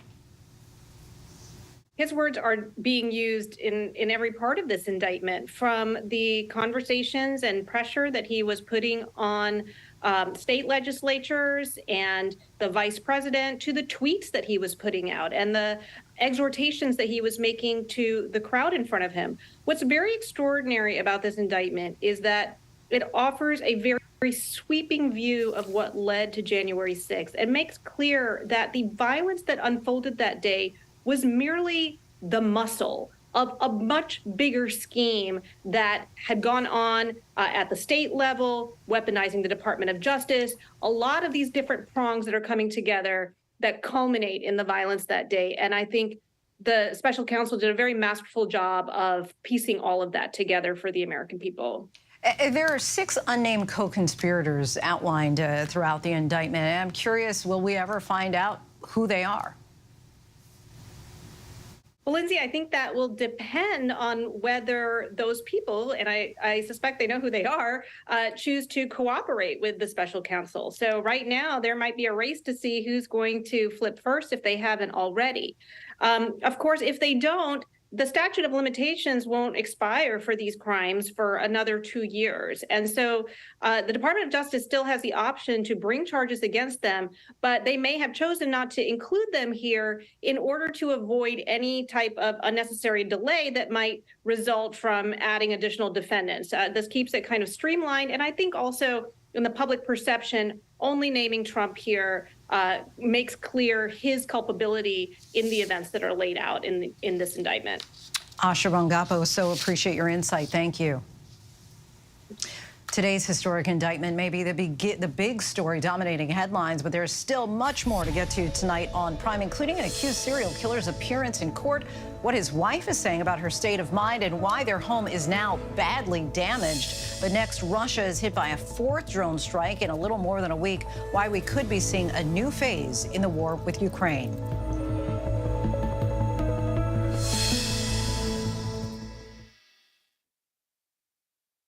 Families here in Poland. Here in Kentucky, no match for the tornado. From Monterey Park, California, on the ground in Ukraine. Reporting from Uvalde, Texas. ABC News Live is right there everywhere. From the scene of that deadly missile strike in Dnipro, Ukraine. Reporting from the earthquake in Turkey. From Charleston, South Carolina, on the 2024 campaign trail. From Kathmandu, Nepal. In Truckee, California, covering record snowfall. Traveling with the president in Mexico City. Wherever the story. Here at this airport in Tampa, it's already shut down. Reporting from the nurses on the picket line. Reporting from Jerusalem. Here at 10 Downing Street in London. Streaming live to you. Wherever the story is. Wherever the story is. Wherever the story is. We're going to take you there. You're streaming ABC News Live. ABC News Live. You're streaming ABC News Live. ABC News Live. Streaming free everywhere. America's #1 streaming news. First thing in the morning. There's a lot going on. Everybody in that home is okay. To catch you up with what happened overnight. We are here at fashion's biggest night out. What's happening today? YouTube has unveiled a new set of policies. What people are talking about. The new ad campaign. Fast, straightforward. With some fun in between. A real-life Barbie dream house. A name change for the Wienermobile. First thing in the morning. America This Morning. America's #1 early morning news. On ABC News Live. All right, here we go. You ready? Let's do it. Yes, it's the show America wants and America needs right now. This is What Would You Do? Let's go. How are you? Yes. So what will you be watching Saturdays on ABC News Live? What would you do? Hey, I guess I just found out. The What Would You Do Marathon, 2 to 6 Eastern, every Saturday on ABC News Live. My favorite show. Welcome back. Accused Long Island serial killer Rex Heuermann appeared in court today. It came as his estranged wife told ABC News that she and her children cry themselves to sleep and are now living a walking nightmare. She's also sharing photos of the destruction investigators left in their home. ABC's Ariel Reshev has more from Riverhead, New York. Tonight, the first glimpse of suspected Gilgo Beach serial killer Rex Heuermann in court since the New York architect pleaded not guilty to the murders of 3 women. This is a 13-year case, so as you saw, we have a great deal of information. Prosecutors turning over more than 2,500 pages of documents and evidence to the defense. Hewerman's attorney saying his client maintains his innocence. He said from the moment I met him that I did not do this. So we're prepared to go forward. We will defend this case in a court of law. Hewerman's estranged wife, Asa Ellerup, who has filed for divorce, seen here today at the Long Island home they shared, describing how her family's life has been upended, telling ABC News, "My children have been crying themselves to sleep, and I've been crying myself to sleep too." Ellerup sharing these photos of the aftermath of investigators' week-long search of their property. Boxes piled up, a bathtub sliced open. Does she plan to stay in that home? Right now, that's the only place she has to reside with her and her children. She's not employed. The daughter works for her dad, so there's been no financial income. Police say Ellerup is not a suspect and was unaware of her husband's alleged crime spree. Has she spoken to Rex since he was arrested? I believe she has, but not about the incident or not about the arrest. Do you know what that conversation was like? I do not know. Lindsay, several of the victims' families were in that hearing today, coming face to face with Hewerman for the first time. He's expected in court again next month. Lindsay? Ariel, thank you. In New York, a deadly stabbing of a 28-year-old dancer at a gas station in Brooklyn is currently being investigated by the NYPD as a hate crime. In a video posted to Facebook, the deceased, O'Shea Sibley, can be seen alongside his friend Otis Pena. The group of friends were dancing while pumping gas and were confronted by a group of people that shouted homophobic slurs prior to Sibley being stabbed in the torso. Pena, who was at the scene, said they murdered him because he was gay, because he stood up for his friends. 12 people were struck by a car in New York City late this afternoon. The victims, who thankfully all experienced non-life-threatening injuries, were rushed to a nearby hospital. The incident happened not too far from the iconic Chrysler Building. We head now to the war between Russia and Ukraine as drones struck the heart of Moscow for the fourth time in just over a week. ABC's chief foreign correspondent Ian Pannell continues in Ukraine for us. Tonight, a drone slamming into the exact same skyscraper housing government offices in Moscow that was struck just 3 days ago. The Kremlin again accusing Ukraine for the fourth drone attack on the Russian capital in just over a week. An advisor to President Zelensky not confirming, but saying Moscow's rapidly getting used to a full-fledged war. And the Russians appear rattled, warning of a massive increase in strikes on Ukraine in retaliation. Overnight, at least 5 attack drones launched towards this city, Kharkiv, one hitting a dormitory for students. Luckily, no one there at the time. And to the south, in Kherson, this medical facility also coming under attack. An operating room destroyed. Officials say a doctor on his first day at work was killed. Lindsay, it really does appear that we're now in a new phase of this war. Not just a battle on the land inside Ukraine, but also an escalating aerial conflict with drones front and centre that's now hitting right into the heart of Russia itself. Lindsay? Ian, thank you. The lieutenant governor of the state of New Jersey unexpectedly died at 71 years old, just one day after being rushed to the hospital after an undisclosed medical issue. Sheila Oliver had been serving as acting governor while Governor Phil Murphy is out of state on vacation. She was the first black woman to serve as a Speaker of the General Assembly and the second black woman in the country's history to lead a house of a state legislature. Governor Chris Christie went on social media to express his condolences, writing, "It is a sad day for New Jersey and for me personally."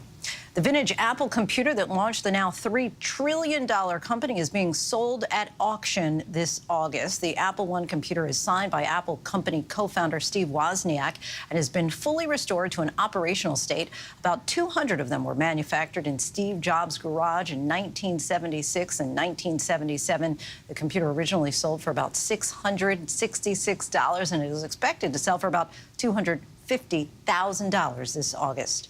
Still much more ahead to get to tonight. Coming up, emotional moments at the hearing for a woman accused of killing a bride on her wedding day. The decision made whether to release her on bond. But next, back to school spending is expected to reach record levels this year. We'll take a look at the cost for families by the numbers. With so much at stake, so much on the line, more Americans turn here than any other newscast. ABC News World News Tonight with David Muir, America's #1 most watched newscast across all of television. This is ABC News Live. The crush of families here in Poland. At refugee centers In Putin's Russia. on the ground in Ukraine. Close to the front line. From the capital, destructive Cat 4 storm. You're along I-5. Boston is in the bullseye. Let's go. ABC News Live, America's #1 streaming news. Anytime, anywhere. Streaming 24/7, straight to you for free. Thank you for making ABC News Live America's #1 streaming news. From America's #1 news comes the all-new ABC News app. Breaking news, incredible video, faster, smarter, and customizable to your interests. If you love being in the know, you're gonna love this. Experience the all-new ABC News app. Download it now. Imagine if you had an institution where it was almost impossible to be held accountable. What happened with the police made me scared of them. No mother should have to bury their child. Amir Locke was killed in a botched, no-knock warrant situation. How these cops operate in this country has been America's dirty secret. Because of the color of his skin, he didn't have a chance. First thing in the morning. There's a lot going on. Everybody in that home is okay. To catch you up with what happened overnight. We are here at fashion's biggest night out. What's happening today? YouTube has unveiled a new set of policies. What people are talking about, the new ad campaign. Fast, straightforward. With some fun in between. A real-life Barbie dream house. A name change for the Wienermobile. First thing in the morning. America This Morning. America's #1 early morning news. On ABC News Live. It was the ideal marriage. Little did I know I was married to a man who had done something so horrible that it would devastate our lives forever. Teacher of the Year is now charged with sex crimes. Only on Hulu. He was living a double life. The shocking story behind a #1 true crime podcast. Prostitutes, escorts. He even cheated on me the week of our wedding. Betrayal, the perfect husband. He had a lot of fantasies. Now streaming only on Hulu. When I got sent to Idaho to cover the murders of 4 college students, it was a story that didn't make any sense. 4 students stabbed to death in their beds while 2 roommates were home. You gotta think to yourself, okay, who's the target and how many people would a man go through to get to his target? I'm Kana Whitworth with ABC News. This is the story of savage murders, a determined small-town police force, and a scholar of crime. This is The King Road Killings. The full series is out now. Listen to every episode wherever you get your podcasts. This is where the newsmakers come first in the morning to be heard. America's #1 morning show. How would your mom feel about your relationship with your brother now? I can't imagine what it feels like to go from $20 billion to $100,000. Yeah. Are you worried about going to jail? You write that you had low-grade depression. How'd you get out of that? Wherever the story, ABC's Good Morning America is right there. Reporting from the earthquake in Turkey, I'm David Muir. Wherever the story, we'll take you there. You're streaming ABC News Live. Welcome back, everyone. With the new school year just around the corner, a recent report says back-to-school spending is expected to reach record levels. Let's take a look by the numbers. Back-to-school spending is forecasted to reach a new high of $41.5 billion this year. That's up from $36.9 billion in 2022. That's according to an annual survey from the National Retail Federation and Prosper Insights. Families with children in elementary through high school say that they plan to spend about $890 per household on back-to-school items. That's up from about $25 last year. The biggest driver of costs is electronics, with 69% of shoppers expected to buy items like laptops, tablets, and calculators. Total spending on electronics for school is expected to reach a record $15.2 billion this year, or about $326 per household with school-age children. Families are spending another $257 on clothing and accessories for back-to-school, with some 77% saying that they've noticed higher prices for clothing items, with inflation still impacting shoppers. The survey also found some 55% of families said that they had already started back-to-school shopping as early as July, with some taking advantage of deals on Amazon Prime Day and other online sales to try to get a jump start on their school supply lists. That's up from just 44% in 2019 who had started their school shopping that early. Another way to save. 13 states plan to offer a tax-free week or weekend in August where there's no state sales tax on back-to-school items, making it a little easier to afford those number 2 pencils, 3-ring binders, and 24 packs of crayons. And we still have much more ahead on Prime tonight. Accusations of a hostile work environment, sexual harassment, and weight shaming from former dancers for singer Lizzo. The claims that they're making in a new lawsuit. An amazing rescue. How a surfer ended up being pulled miles out to sea, desperate for someone to find him. What does it take to be America's #1 news? It takes asking the straightforward, tough questions. Do you believe that Donald Trump should ever be president again? How would your mom feel about your relationship with your brother now? I can't imagine what it feels like to go from $20 billion to $100,000. Yeah. Are you worried about going to jail? You write that you had low-grade depression. How'd you get out of that?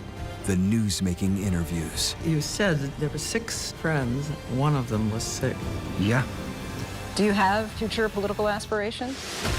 Going to the front line. The search for survivors. How does this war end? And getting to the heart of the story. Thank you for being here. We'll be here for the long run. ABC News, #1 in the morning, the #1 newscast, #1 in daytime talk, Friday nights, Sunday mornings versus the competition, and the #1 streaming news. Thank you for making ABC News America's trusted, straightforward first choice.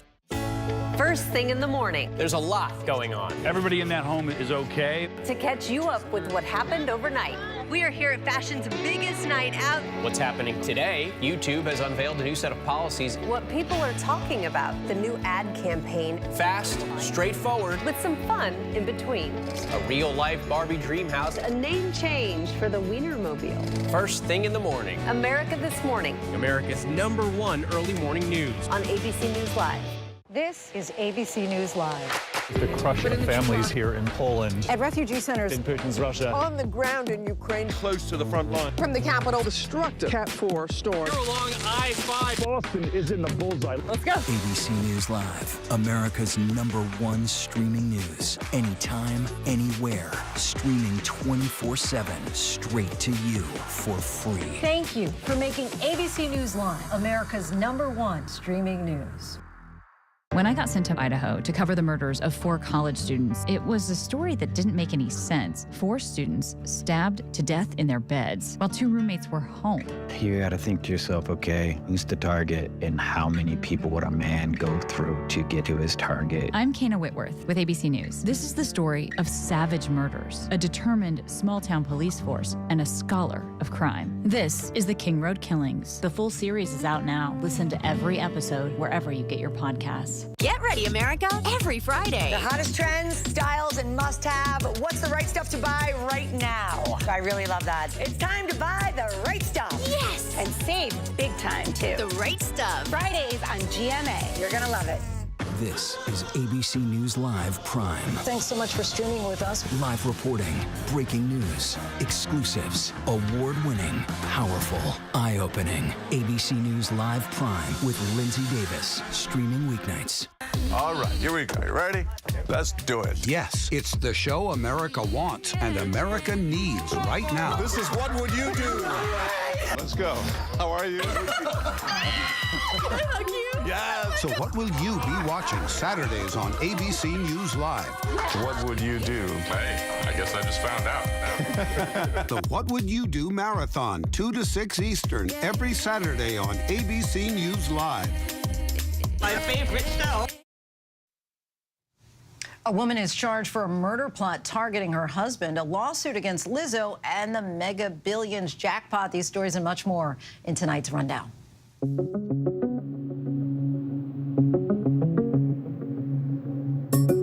An emotional bail hearing for the suspect in the fatal DUI crash that killed a bride and seriously injured the groom on the night of their wedding. Jamie Lee Komorowski, appearing by video from jail, denied bail. Her trial now set for March. She's been in custody since the April golf cart crash that took the life of Samantha Miller, who had gotten married just hours before. Komorowski charged with 3 counts of felony DUI resulting in great bodily injury or death and 1 count of reckless homicide. In court today, the judge called Komorowski a flight risk. Komorowski said the whole thing was a terrible accident. A Georgia woman has been charged in an alleged plot in the Bahamas to kill her estranged husband, an ex-Auburn University football player. Prosecutors in the Bahamas say 36-year-old Lindsay Shriver plotted with two men to kill Richard Shriver. The couple has filed for divorce. Suspects being held in the Bahamas. They were not required to enter a plea. The next court date is in October. Lizzo's former dancers are suing the Grammy Award-winning singer over accusations of harassment and creating a hostile work environment. Those dancers claiming sexual, religious, and racial harassment, disability discrimination, assault, and false imprisonment. The complaints allege Lizzo pressured her dancers to take part in nude photo shoots as well as attend nude performances at clubs in Amsterdam's red light district. Those dancers also say Lizzo made negative comments about weight gain and that her management team discriminated against black members of the dance team. Neither Lizzo or her team has responded to ABC News requests for comment.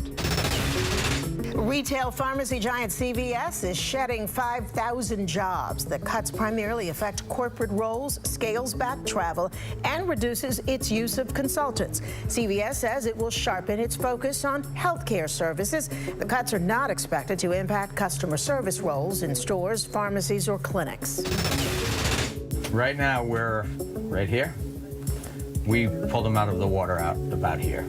So this is Fire Island Inlet. Captain Jim Hohorst and his friend Michael Ross set out for the ocean Monday morning looking for striped bass. They were checking the water for bait when they saw something moving. That's a person. Indeed, police report 63-year-old Dan Ho went into the surf at 5 in the morning for a brisk swim, except the tides had their own agenda and pulled Ho miles out to sea. We're told the swimmer found a pole in the water, tied his shirt to it, then began waving it, desperately hoping to attract someone's attention. 5 hours later, Jim and Michael threw him a life ring and helped him on board. Then it was a race to raise Ho's body temperature and get him medical help. He just kept saying, I thought I was a goner. I thought I was a goner. Ready to be a billionaire? The Mega Millions jackpot skyrocketed to more than $1 billion after no one won the top prize in Friday's drawing. In fact, no one has won the Mega Millions jackpot since April, allowing it to roll over again and again, making it the 5th largest in the game's history. Now, the chances of winning the Mega Millions jackpot is 1 in 302.6 million. You could do it. The U.S. women's national soccer team is looking to win the jackpot, advancing in the World Cup, but not in the way that they were hoping to. The two-time defending champions game with Portugal ended in a draw, and the tie is enough for the Americans to advance to the round of 16. Our Maggie Rulli joins us now from Auckland, New Zealand. Maggie, you've met a lot of USA fans there. What's the morale like?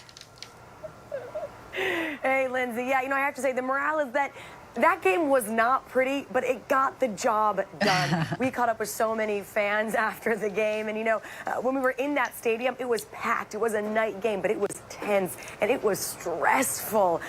We're going through to the next round. People are going to follow them to Melbourne, but the mood is sort of mixed, and I think a lot of people were expecting more from this USA team. But, Lindsay, we're out of the group stage. We're heading to the knockout rounds, and that's what so many of the players have been telling us. We chatted with a lot of them after the game last night, and they all said sort of the same thing. They acknowledge that this team does have a lot to work on. Almost all of them said they have to work on finishing off the attack. They have to turn shots on goals into actual goals. They have to gel more as a team. But they also said this is what Team USA is used to doing. They have the experience. They know how to win. They're going to win. We chatted with U.S. legend and leader on the team, Megan Rapinoe. That's kind of the vibe she gave us. Take a listen. Ultimately, we got what we wanted out of the group, which was to get to the next stage. So we could be going home, and that would be really terrible. That would actually be sad. This is nothing to be sad about. The team was going to try to tap into that experience. Megan and 2 other players have been there 4 times already to the World Cup, so they've been in tough situations before. They know how to battle back. But, Lindsay, we're now heading into the knockout stages, so one more loss and they're out, which would be unprecedented. So we're all hoping for this team to gel and to get some wins under their belt. All right, so next up, Sweden. How bad are the nerves going into that match? Likely match. It's going to Yeah, it's going to be a tough one, Lindsay. You know, Sweden and the U.S. are longtime rivals. They actually first met up back in '91 during the first ever World Cup. Team USA took home a victory back then, but since then, they've met up at 7 of the 9 World Cups. And most recently, Sweden landed U.S. with their most devastating loss in recent memory. They beat them 3-0 in the last Olympics, not only making sure that they didn't go home with gold, but actually ending Team USA's 44-game win streak. So, Lindsay, we're going to look at a Team USA that's looking for revenge against Sweden. They're also going to use this game as an attempt to try to sort of quiet this growing chorus of doubters that have emerged and to prove to the world they're still an elite team that can bring it in the knockout phase. Lindsay? I, for one, am a believer, Maggie. Let's go, Team USA. Yes, same. All right, thank you, Mag. Appreciate it. And joining us now for more on where Team USA goes from here is USA Today's sports columnist and ABC News contributor Christine Brennan. Always a pleasure to have you on the show. Thanks for coming on, Christine. Same here. Thanks, Lindsay. So was that a nerve-wracking game or what? Team USA does not have to deal with what would have been the colossal disappointment, at least as Megan was saying, of going home and exiting the tournament before the knockout stage. But what was your main takeaway from this disappointing tie? Lindsay, Maggie nailed it. I mean, great reporting from New Zealand, as always. And yes, this was a team that didn't even look like a team.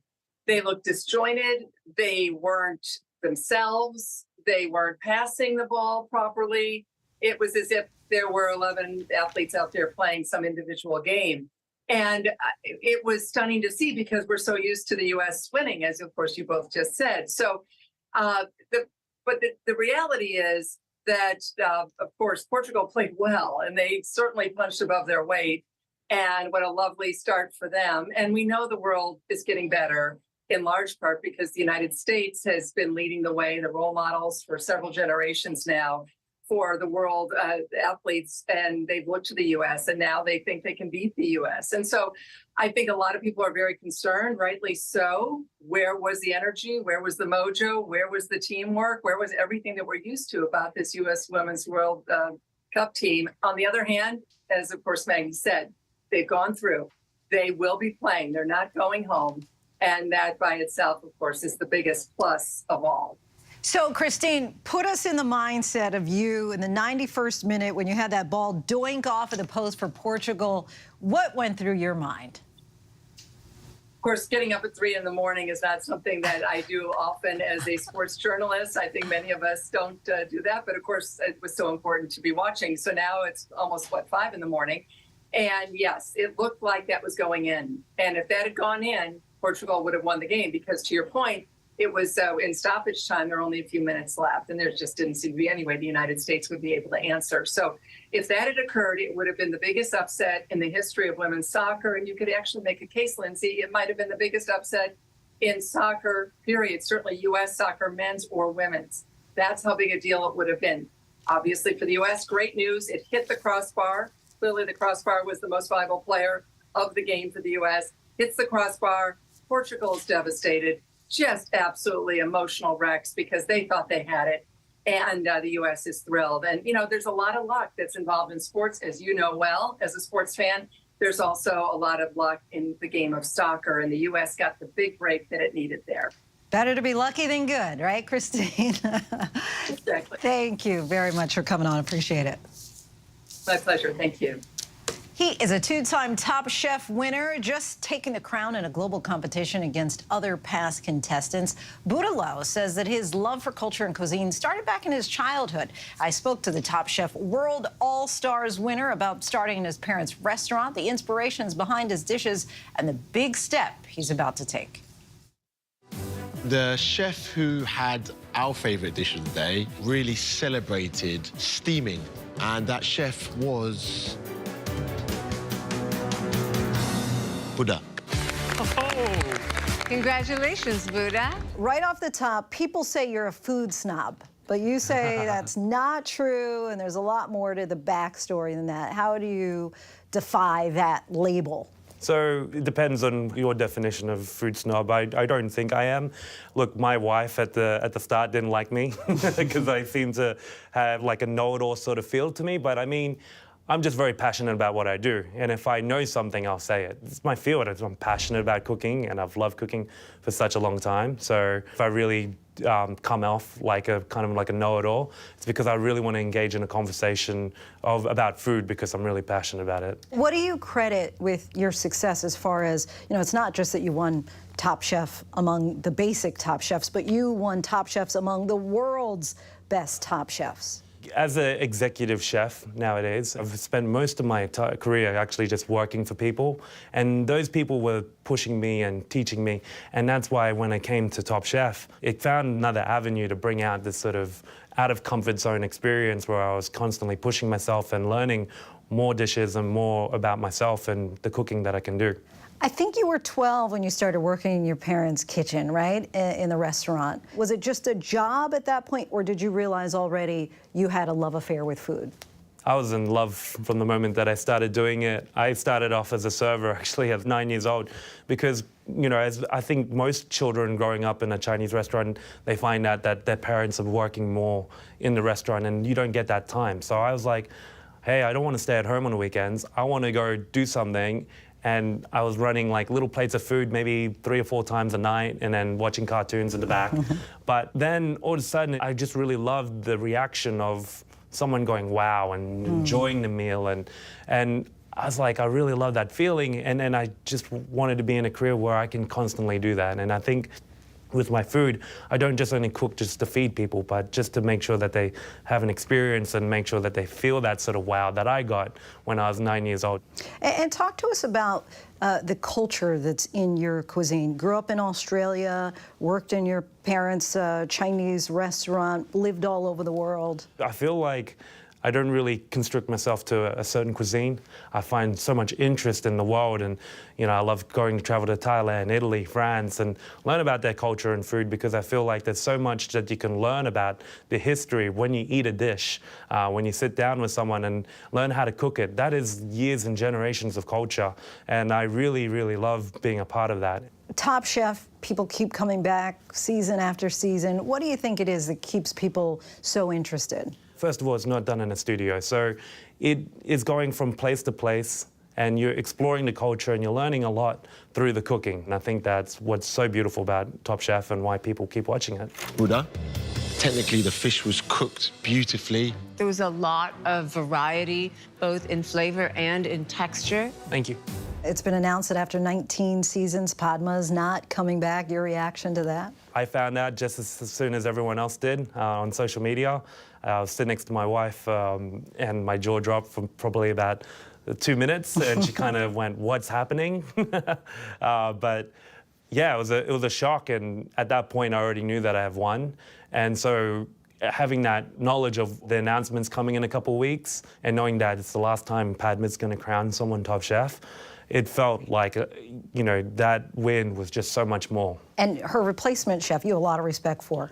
Kristen Kish, I absolutely love. I think that she's going to do amazing. Having a Top Chef winner into the judges' seat really is going to highlight different aspects of not only just what's on the plate, but what the chef was trying to do or portray. And talk to us about something that you love that you think that people might be surprised. I'm a big fan of Popeye's chicken. They're probably going to give me a brand endorsement now, but when I do want to jazz it up, I do put a bit of caviar in it as well, and that is my ultimate guilty pleasure. I have that with most celebratory occasions. I don't have it every day, but when I do have it, I actually remember every single moment that I've had it, just because the combination is just so good. Never would have guessed. Popeyes, are you listening? If you were trying to impress someone, or when you and Rebecca were dating, do you remember that particular entree that you prepare that you're like, I'm going to get them?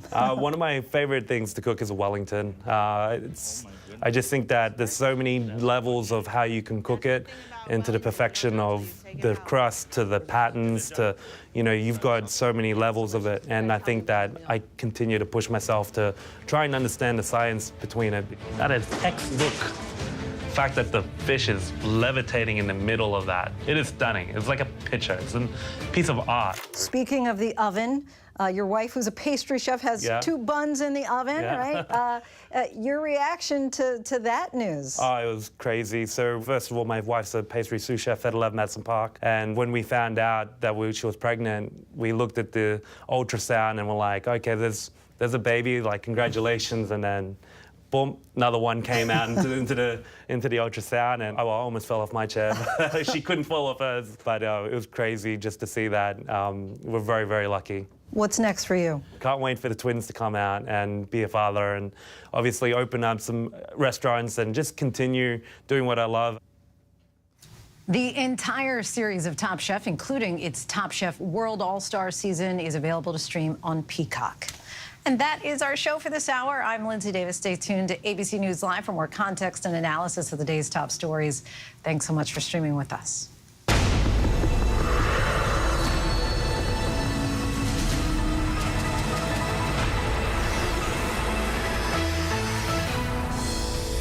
Coming up in the next hour, former President Donald Trump indicted on 4 counts over allegations he tried to overturn the 2020 election. Our team coverage continues as our analysts break down the bombshell indictment. And they hopped on a cargo ship hoping to reach Europe, but ended up on a different continent altogether, where 4 Nigerian men found themselves instead. This is ABC News Live Prime. Thanks so much for streaming with us. Live reporting, breaking news, exclusives, award-winning, powerful, eye-opening. ABC News Live Prime with Lindsay Davis. Streaming weeknights. From America's #1 news comes the all-new ABC News app. Breaking news, incredible video, faster, smarter, and customizable to your interests. If you love being in the know, you're gonna love this. Experience the all-new ABC News app. Download it now. This is where the newsmakers come first in the morning to be heard. America's #1 morning show. How would your mom feel about your relationship with your brother now? I can't imagine what it feels like to go from $20 billion to $100,000. Yeah. Are you worried about going to jail? You write that you had low-grade depression. How'd you get out of that? Wherever the story, ABC's Good Morning America is right there. This is ABC News Live. The crush of families here in Poland. At refugee centers. In Putin's Russia. On the ground in Ukraine. Close to the front line. From the capital, destructive Cat 4 storm. We're along I-5. Boston is in the bullseye. Let's go. ABC News Live, America's #1 streaming news. Anytime, anywhere. Streaming 24/7, straight to you for free. Thank you for making ABC News Live America's #1 streaming news. It was the ideal marriage. Little did I know I was married to a man who had done something so horrible that it would devastate our lives forever. Teacher of the Year is now charged with sex crimes. Only on Hulu. He was living a double life. The shocking story behind a #1 true crime podcast. Prostitutes, escorts. He even cheated on me the week of our wedding. Betrayal, the perfect husband. He had a lot of fantasies. Now streaming only on Hulu. All right, here we go. You ready? Let's do it. Yes, it's the show America wants and America needs right now. This is What Would You Do? Let's go. How are you? Yeah. So what will you be watching Saturdays on ABC News Live? What would you do? Hey, I guess I just found out. The What Would You Do Marathon, 2 to 6 Eastern, every Saturday on ABC News Live. My favorite show. When I got sent to Idaho to cover the murders of 4 college students, it was a story that didn't make any sense. 4 students stabbed to death in their beds while 2 roommates were home. You gotta think to yourself, okay, who's the target and how many people would a man go through to get to his target? I'm Kana Whitworth with ABC News. This is the story of savage murders, a determined small-town police force, and a scholar of crime. This is the King Road Killings. The full series is out now. Listen to every episode wherever you get your podcasts. Reporting from Monterey Park, California, I'm Robin Roberts. Wherever the story is, we're going to take you there. You're streaming ABC News Live. Good evening, everyone. I'm Lindsay Davis. Thank you so much for streaming with us. We begin with yet another striking moment in American history. Former President Donald Trump has been indicted again, this time in a push to overturn the 2020 election. He now faces 3 criminal indictments. At the same moment, he's also the clear frontrunner in the Republican race to win back the White House in 2024. Special counsel Jack Smith addressed the country late today, encouraging Americans to read the 45-page 4-count criminal indictment, which begins by saying the former president lost the 2020 election, knew he lost it, and then for months spread lies that there had been outcome determinative fraud in the election and that he had actually won. Smith stressed, though, the defendant must be presumed innocent until proven guilty. The sprawling indictment accuses Trump of 3 conspiracies, 1 to defraud the U.S., a 2nd to obstruct an official government proceeding, and a 3rd to deprive people of civil rights provided by federal law or the Constitution. The 4th count is obstruction of and attempt to obstruct an official proceeding. We're told today, prior to the news of the indictment, the former president was golfing at his home in Bedminster. But how's he reacting tonight? Our John Santucci just spoke to him on the phone. He'll join us shortly. Our team is standing by tonight to break down this entire indictment for us and what comes next. We begin with Chief Justice correspondent Pierre Thomas. Tonight, Donald Trump, former president of the United States, indicted for allegedly trying to subvert democracy and overturn the will of American voters in the 2020 election because he was determined to remain in power. Today, an indictment was unsealed, charging Donald J. Trump with conspiring to defraud the United States, conspiring to disenfranchise voters, and conspiring and attempting to obstruct an official proceeding. Trump informed of the sweeping indictment just before it was unsealed. The charges outlined in the sweeping indictment. Prosecutors say Trump spread lies that there had been outcome determinative fraud in the election and that he had actually won. These claims were false, and the defendant knew they were false. Still, they say Trump worked to create an intense national atmosphere of mistrust and anger and erode public faith in the administration of the election. The indictment going methodically, state by state, accusing Trump and his unnamed co-conspirators of creating fraudulent slates of electors in 7 states, of trying to compel the Justice Department to sham election crime investigations, of pressuring Vice President Mike Pence to reject legitimate electoral votes on January 6th, and ultimately sending his supporters to the Capitol to obstruct the certification proceeding and exert pressure on the vice president. We're going to walk down to the Capitol, and we fight. We fight like hell. And if you don't fight like hell, you're not going to have a country anymore. Smith's indictment documenting dozens of Trump's alleged lies and the pressure he put on Republican state officials. In a phone call, Trump pushing Georgia Secretary of State Brad Raffensperger to find the votes he needed. So, look, all I want to do is this. I just want to find 11,780 votes, which is 1 more than we have, because we won the state. Prosecutors allege Trump's criminal scheme culminated on January 6th with what they call the president's exploitation of the violence and chaos at the Capitol.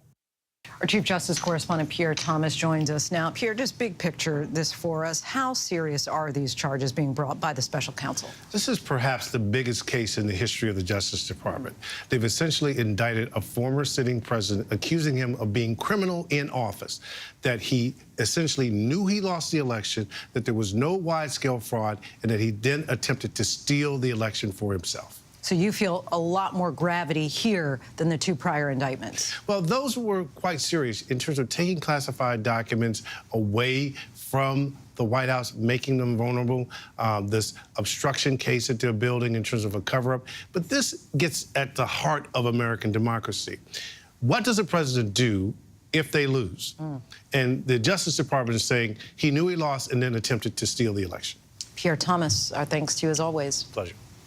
I want to bring in our friend John Santucci, who joins us now. John, of course, you've covered the Trump campaign from the very beginning with that escalator ride at Trump Tower to where we are tonight. You spoke with the former president just a little while ago. Describe his mood for us. Lindsay, it was a very calm, subdued Donald Trump when he spoke to me just moments after news of that indictment broke. And I talked to him about it and saying, you know, what is your reaction to yet another charge? He called this pile-on, the charges by special counsel Jack Smith joining the already charges by special counsel Jack Smith regarding the documents probe and also the Manhattan DA's case. He said that yet again he believed the prosecutors were trying to, quote, interfere in an election. Obviously, an election, Lindsay, as we both know, that he is a candidate for 2024. And he called all of the charges. When I said, when you look at the total field of all this, what's the word that comes to your mind? He said ridiculous. But nevertheless, Donald Trump tells me tonight, Lindsay, that he maintains that he is going to fight and he believes he is going to win not only these cases, but also another term in the White House. And you're, of course, very plugged into Trump's orbit. What are they telling you tonight about this latest indictment? The word I heard, Lindsay, repeatedly as we were reading through the indictment in real time, avoidable. Bad. Another person writing me, I wish he listened to the good people, the good lawyers. And a lot of what we learned in tonight's new indictment is that it was those other lawyers that were providing him with that advice about fake electors, ways to overturn the election. Donald Trump listened to those people, and obviously that has resulted in tonight's latest indictment, Lindsay. John Santucci, pleasure to have you on as always. Thanks, Lindsay.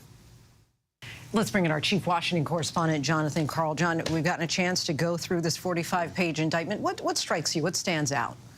The weight of it, the seriousness of it. We know Donald Trump is facing legal challenges everywhere. There's the New York Attorney General's, the District Attorney's case. There's the civil case from the New York Attorney General. There's the Georgia case, which we expect. There's the documents case. This, I think, is qualitatively different than all of them and weightier. He is being charged here with deprivation of rights. That's one of the counts. What does that mean? It means depriving American citizens of what right? Their right to have their vote count. You see chapter and verse how he tried to overturn an election that he knew he had lost. And not by challenging it in court the way losing candidates often do and have a right to do, but by going through a series of actions that Jack Smith alleges are plainly illegal. And we also heard from John Santucci, who got a chance to speak to the former president today. And, he was saying that this is a pile-on, calling it ridiculous. Is it that easy just to kind of blow this off? I mean, absolutely not. First of all, this, I want to take you back to a moment, a really important moment. It was February 13th of 2021. Donald Trump had just been acquitted by the U.S. Senate in the impeachment trial. Now, 7 Republicans had voted to find him guilty, which was, a high watermark in all of American history for a president's party. But right after it, Mitch McConnell rose to speak. He had voted not guilty, but he wanted to make it clear he didn't mean not guilty in a literal sense. And he said it was his view that he shouldn't be impeached because he was already out of office. But that the legal system, the criminal justice system, can and will hold him to account. That's finally happening 2.5 years later. All right. Many people didn't think that this day would come, and we'll see what ultimately comes out of it. But, John, we thank you so much for your coverage. We're joined now by ABC News contributor and former Republican Congressman John Katko, who was one of 10 House Republicans who voted to impeach then-President Trump over the events of January 6th. Thanks so much for coming back on the show. As the former president now faces these charges for efforts to overturn the election, just give us your reaction to this particular moment and its significance. I'm wondering if you feel in any way vindicated.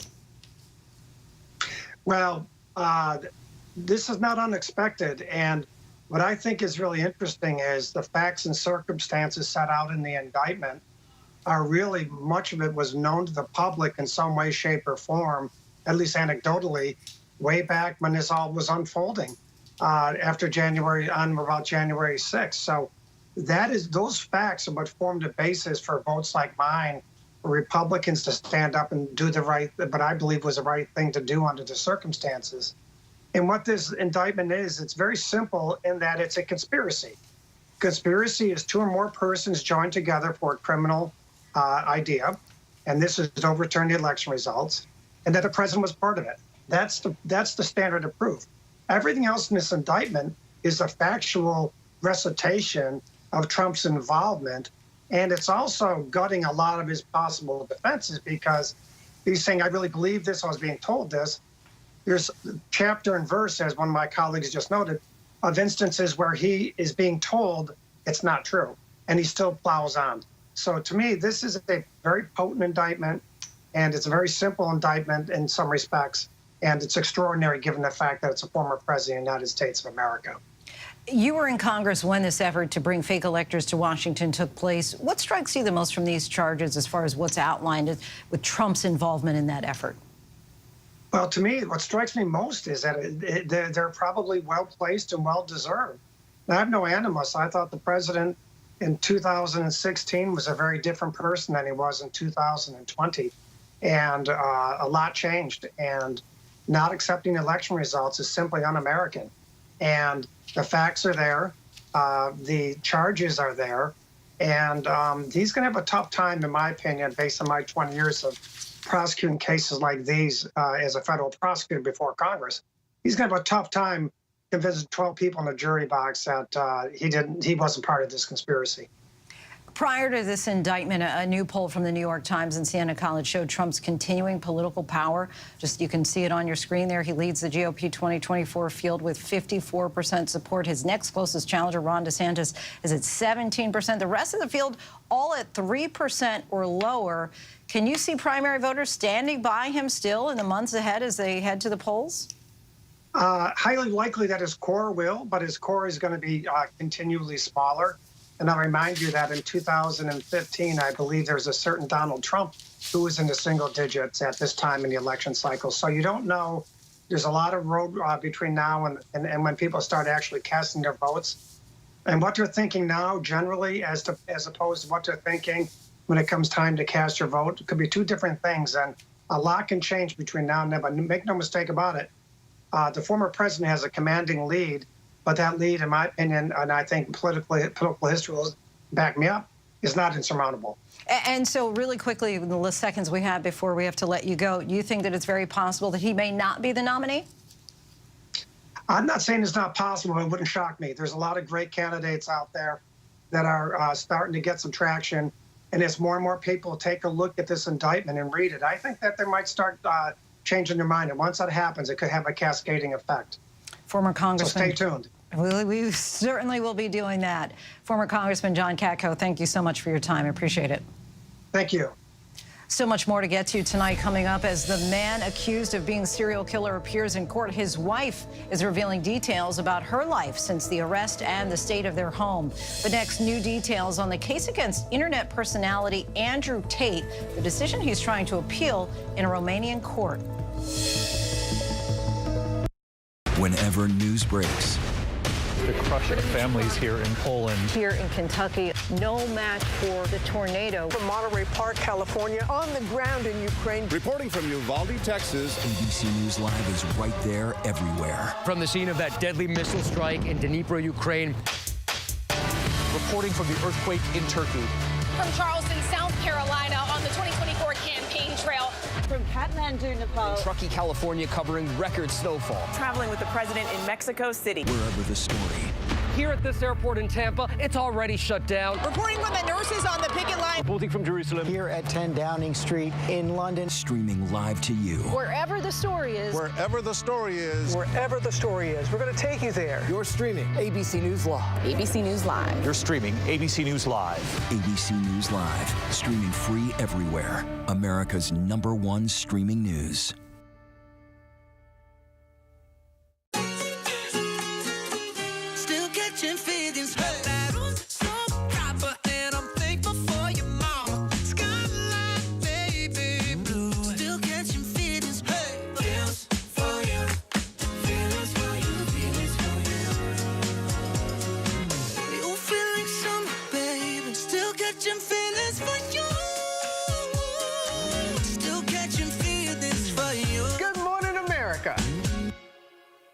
All right, here we go. You ready?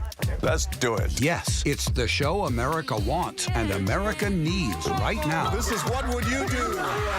Let's go. How are you? Yes. So what will you be watching Saturdays on ABC News Live? What would you do? Hey, I guess I just found out. The What Would You Do Marathon, 2 to 6 Eastern, every Saturday on ABC News Live. My favorite show. Reporting from the nuclear-armed ballistic missile submarine the USS Kentucky in South Korea, I'm Martha Raddatz. You're streaming ABC News Live. Welcome back. We're tracking several headlines around the world. Internet personality Andrew Tate and his brother Tristan left a Romanian court after a hearing on their appeal against their house arrest. The Tate brothers, along with 2 Romanian female suspects, are under house arrest pending a criminal investigation for abuses committed against 7 women. No ruling was issued, and the brothers, who have denied all accusations, will remain under house arrest until then. 4 Nigerians hoping to reach Europe as they hit above the rudder of a cargo ship were stunned when they actually arrived in Brazil. They spent 10 days at sea, and to prevent themselves from falling into the water, they rigged up a net around the rudder and tied themselves with a rope. 2 of the men asked to be returned to Nigeria, while the other 2 are hoping to be granted asylum in the South American nation. A wedding took place in a flooded church after a typhoon hit the Philippines. Eyewitness video, you see it right there, shows the bride walking down a flooded aisle in a wedding gown as the guests cheered.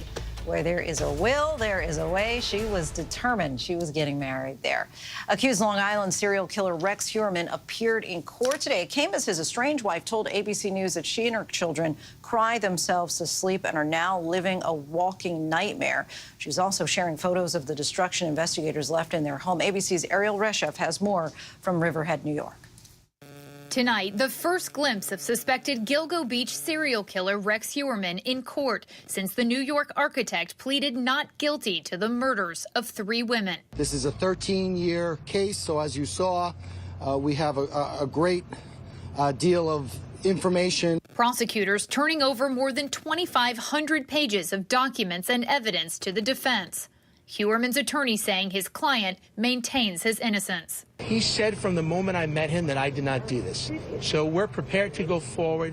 We will defend this case in a court of law. Heuermann's estranged wife, Asa Ellerup, who has filed for divorce, seen here today at the Long Island home they shared, describing how her family's life has been upended, telling ABC News, "My children have been crying themselves to sleep, and I've been crying myself to sleep too." Ellerup sharing these photos of the aftermath of investigators' week-long search of their property. Boxes piled up, a bathtub sliced open. Does she plan to stay in that home? Right now, that's the only place she has to reside with her and her children. She's not employed. The daughter worked for her dad, so there's been no financial income. Police say Ellerup is not a suspect and was unaware of her husband's alleged crime spree. Has she spoken to Rex since he was arrested? I believe she has, but not about the incident or not about the arrest. Do you know what that conversation was like? I do not know. Our thanks to Ariel for that. Now we head to the war between Russia and Ukraine as drones struck the heart of Moscow for the 4th time in just over a week. ABC's chief foreign correspondent Ian Pannell continues in Ukraine for us. Tonight, a drone slamming into the exact same skyscraper housing government offices in Moscow that was struck just 3 days ago. The Kremlin again accusing Ukraine for the 4th drone attack on the Russian capital in just over a week. An advisor to President Zelensky not confirming, but saying Moscow's rapidly getting used to a full-fledged war.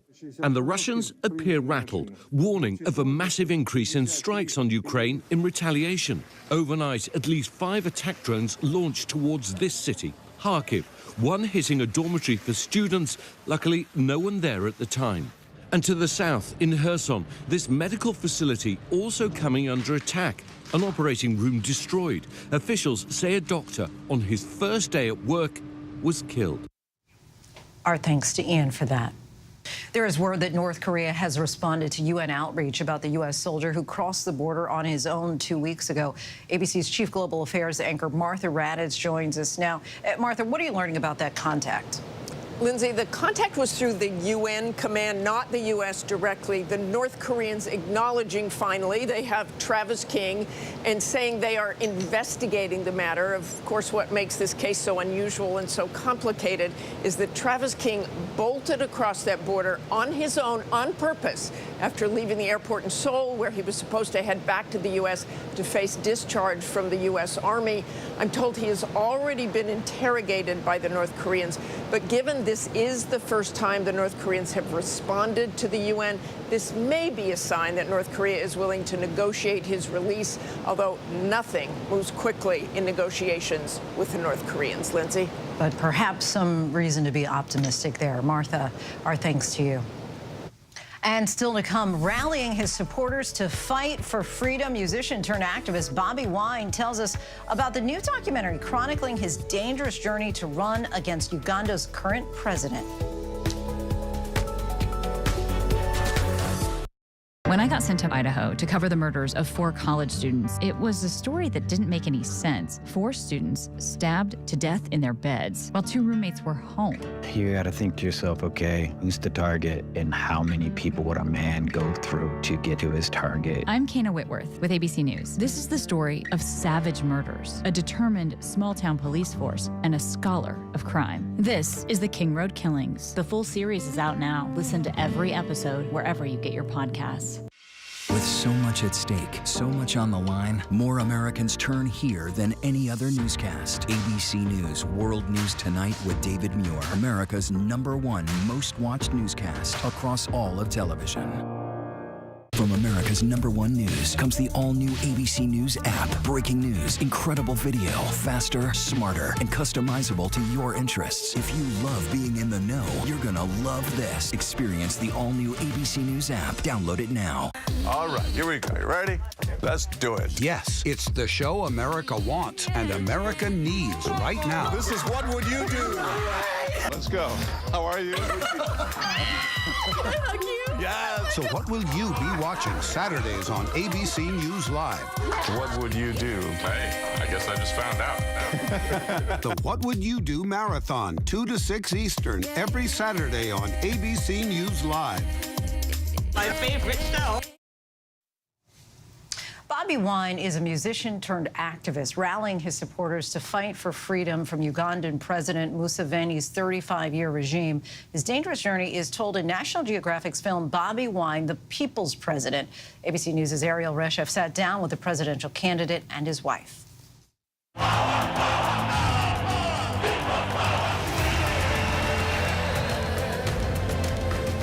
We are non-violent, and we continue to preach non-violence.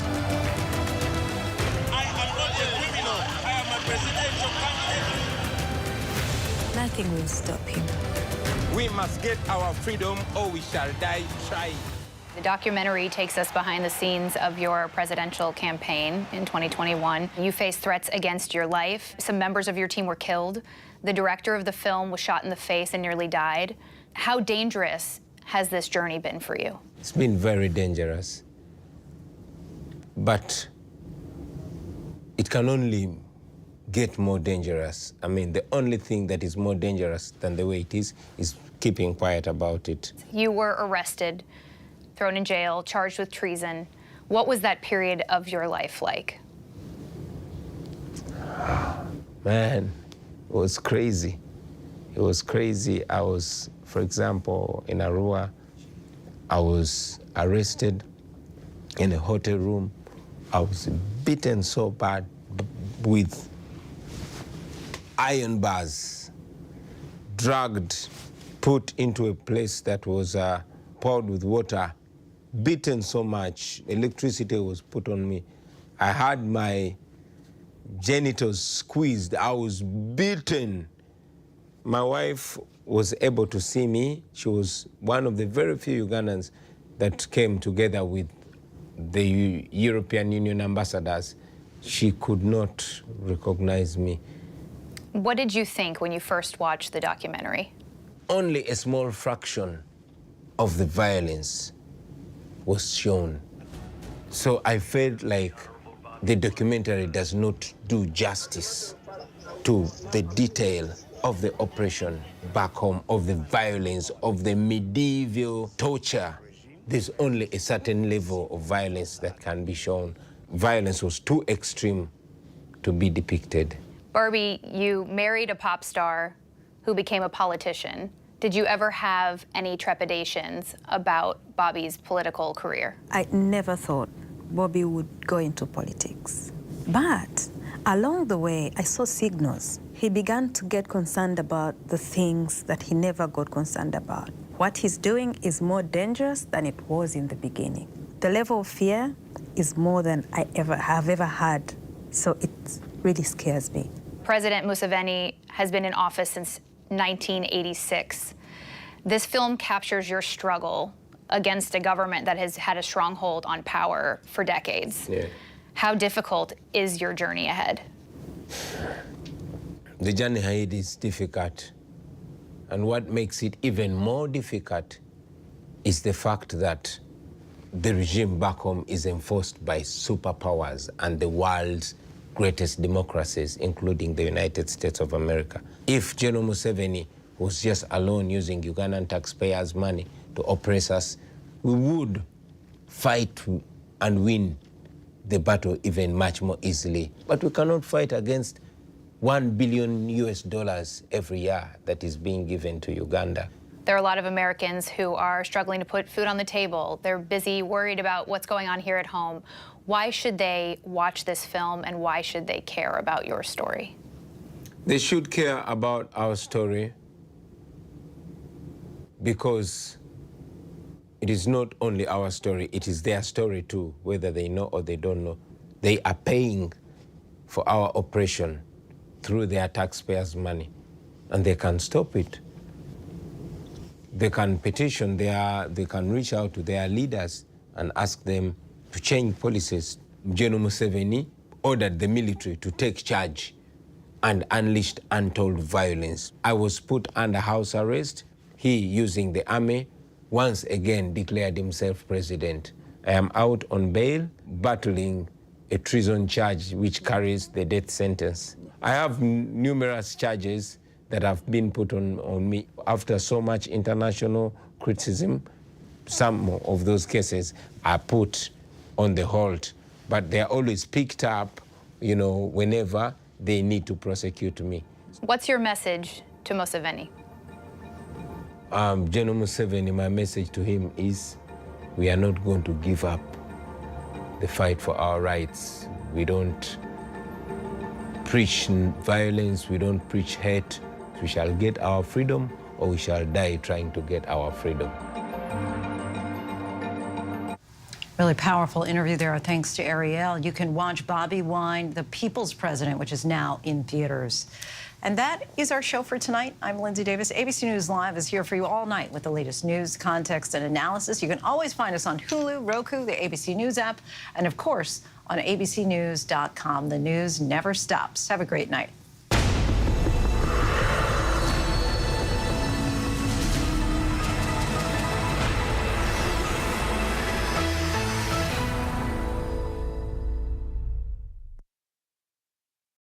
This is ABC News Live. The crush of families here in Poland. At refugee centers In Putin's Russia. On the ground in Ukraine. Close to the front line. From the capital. Destructive Cat 4 storm. You're along I-5. Boston is in the bullseye. Let's go. ABC News Live, America's #1 streaming news.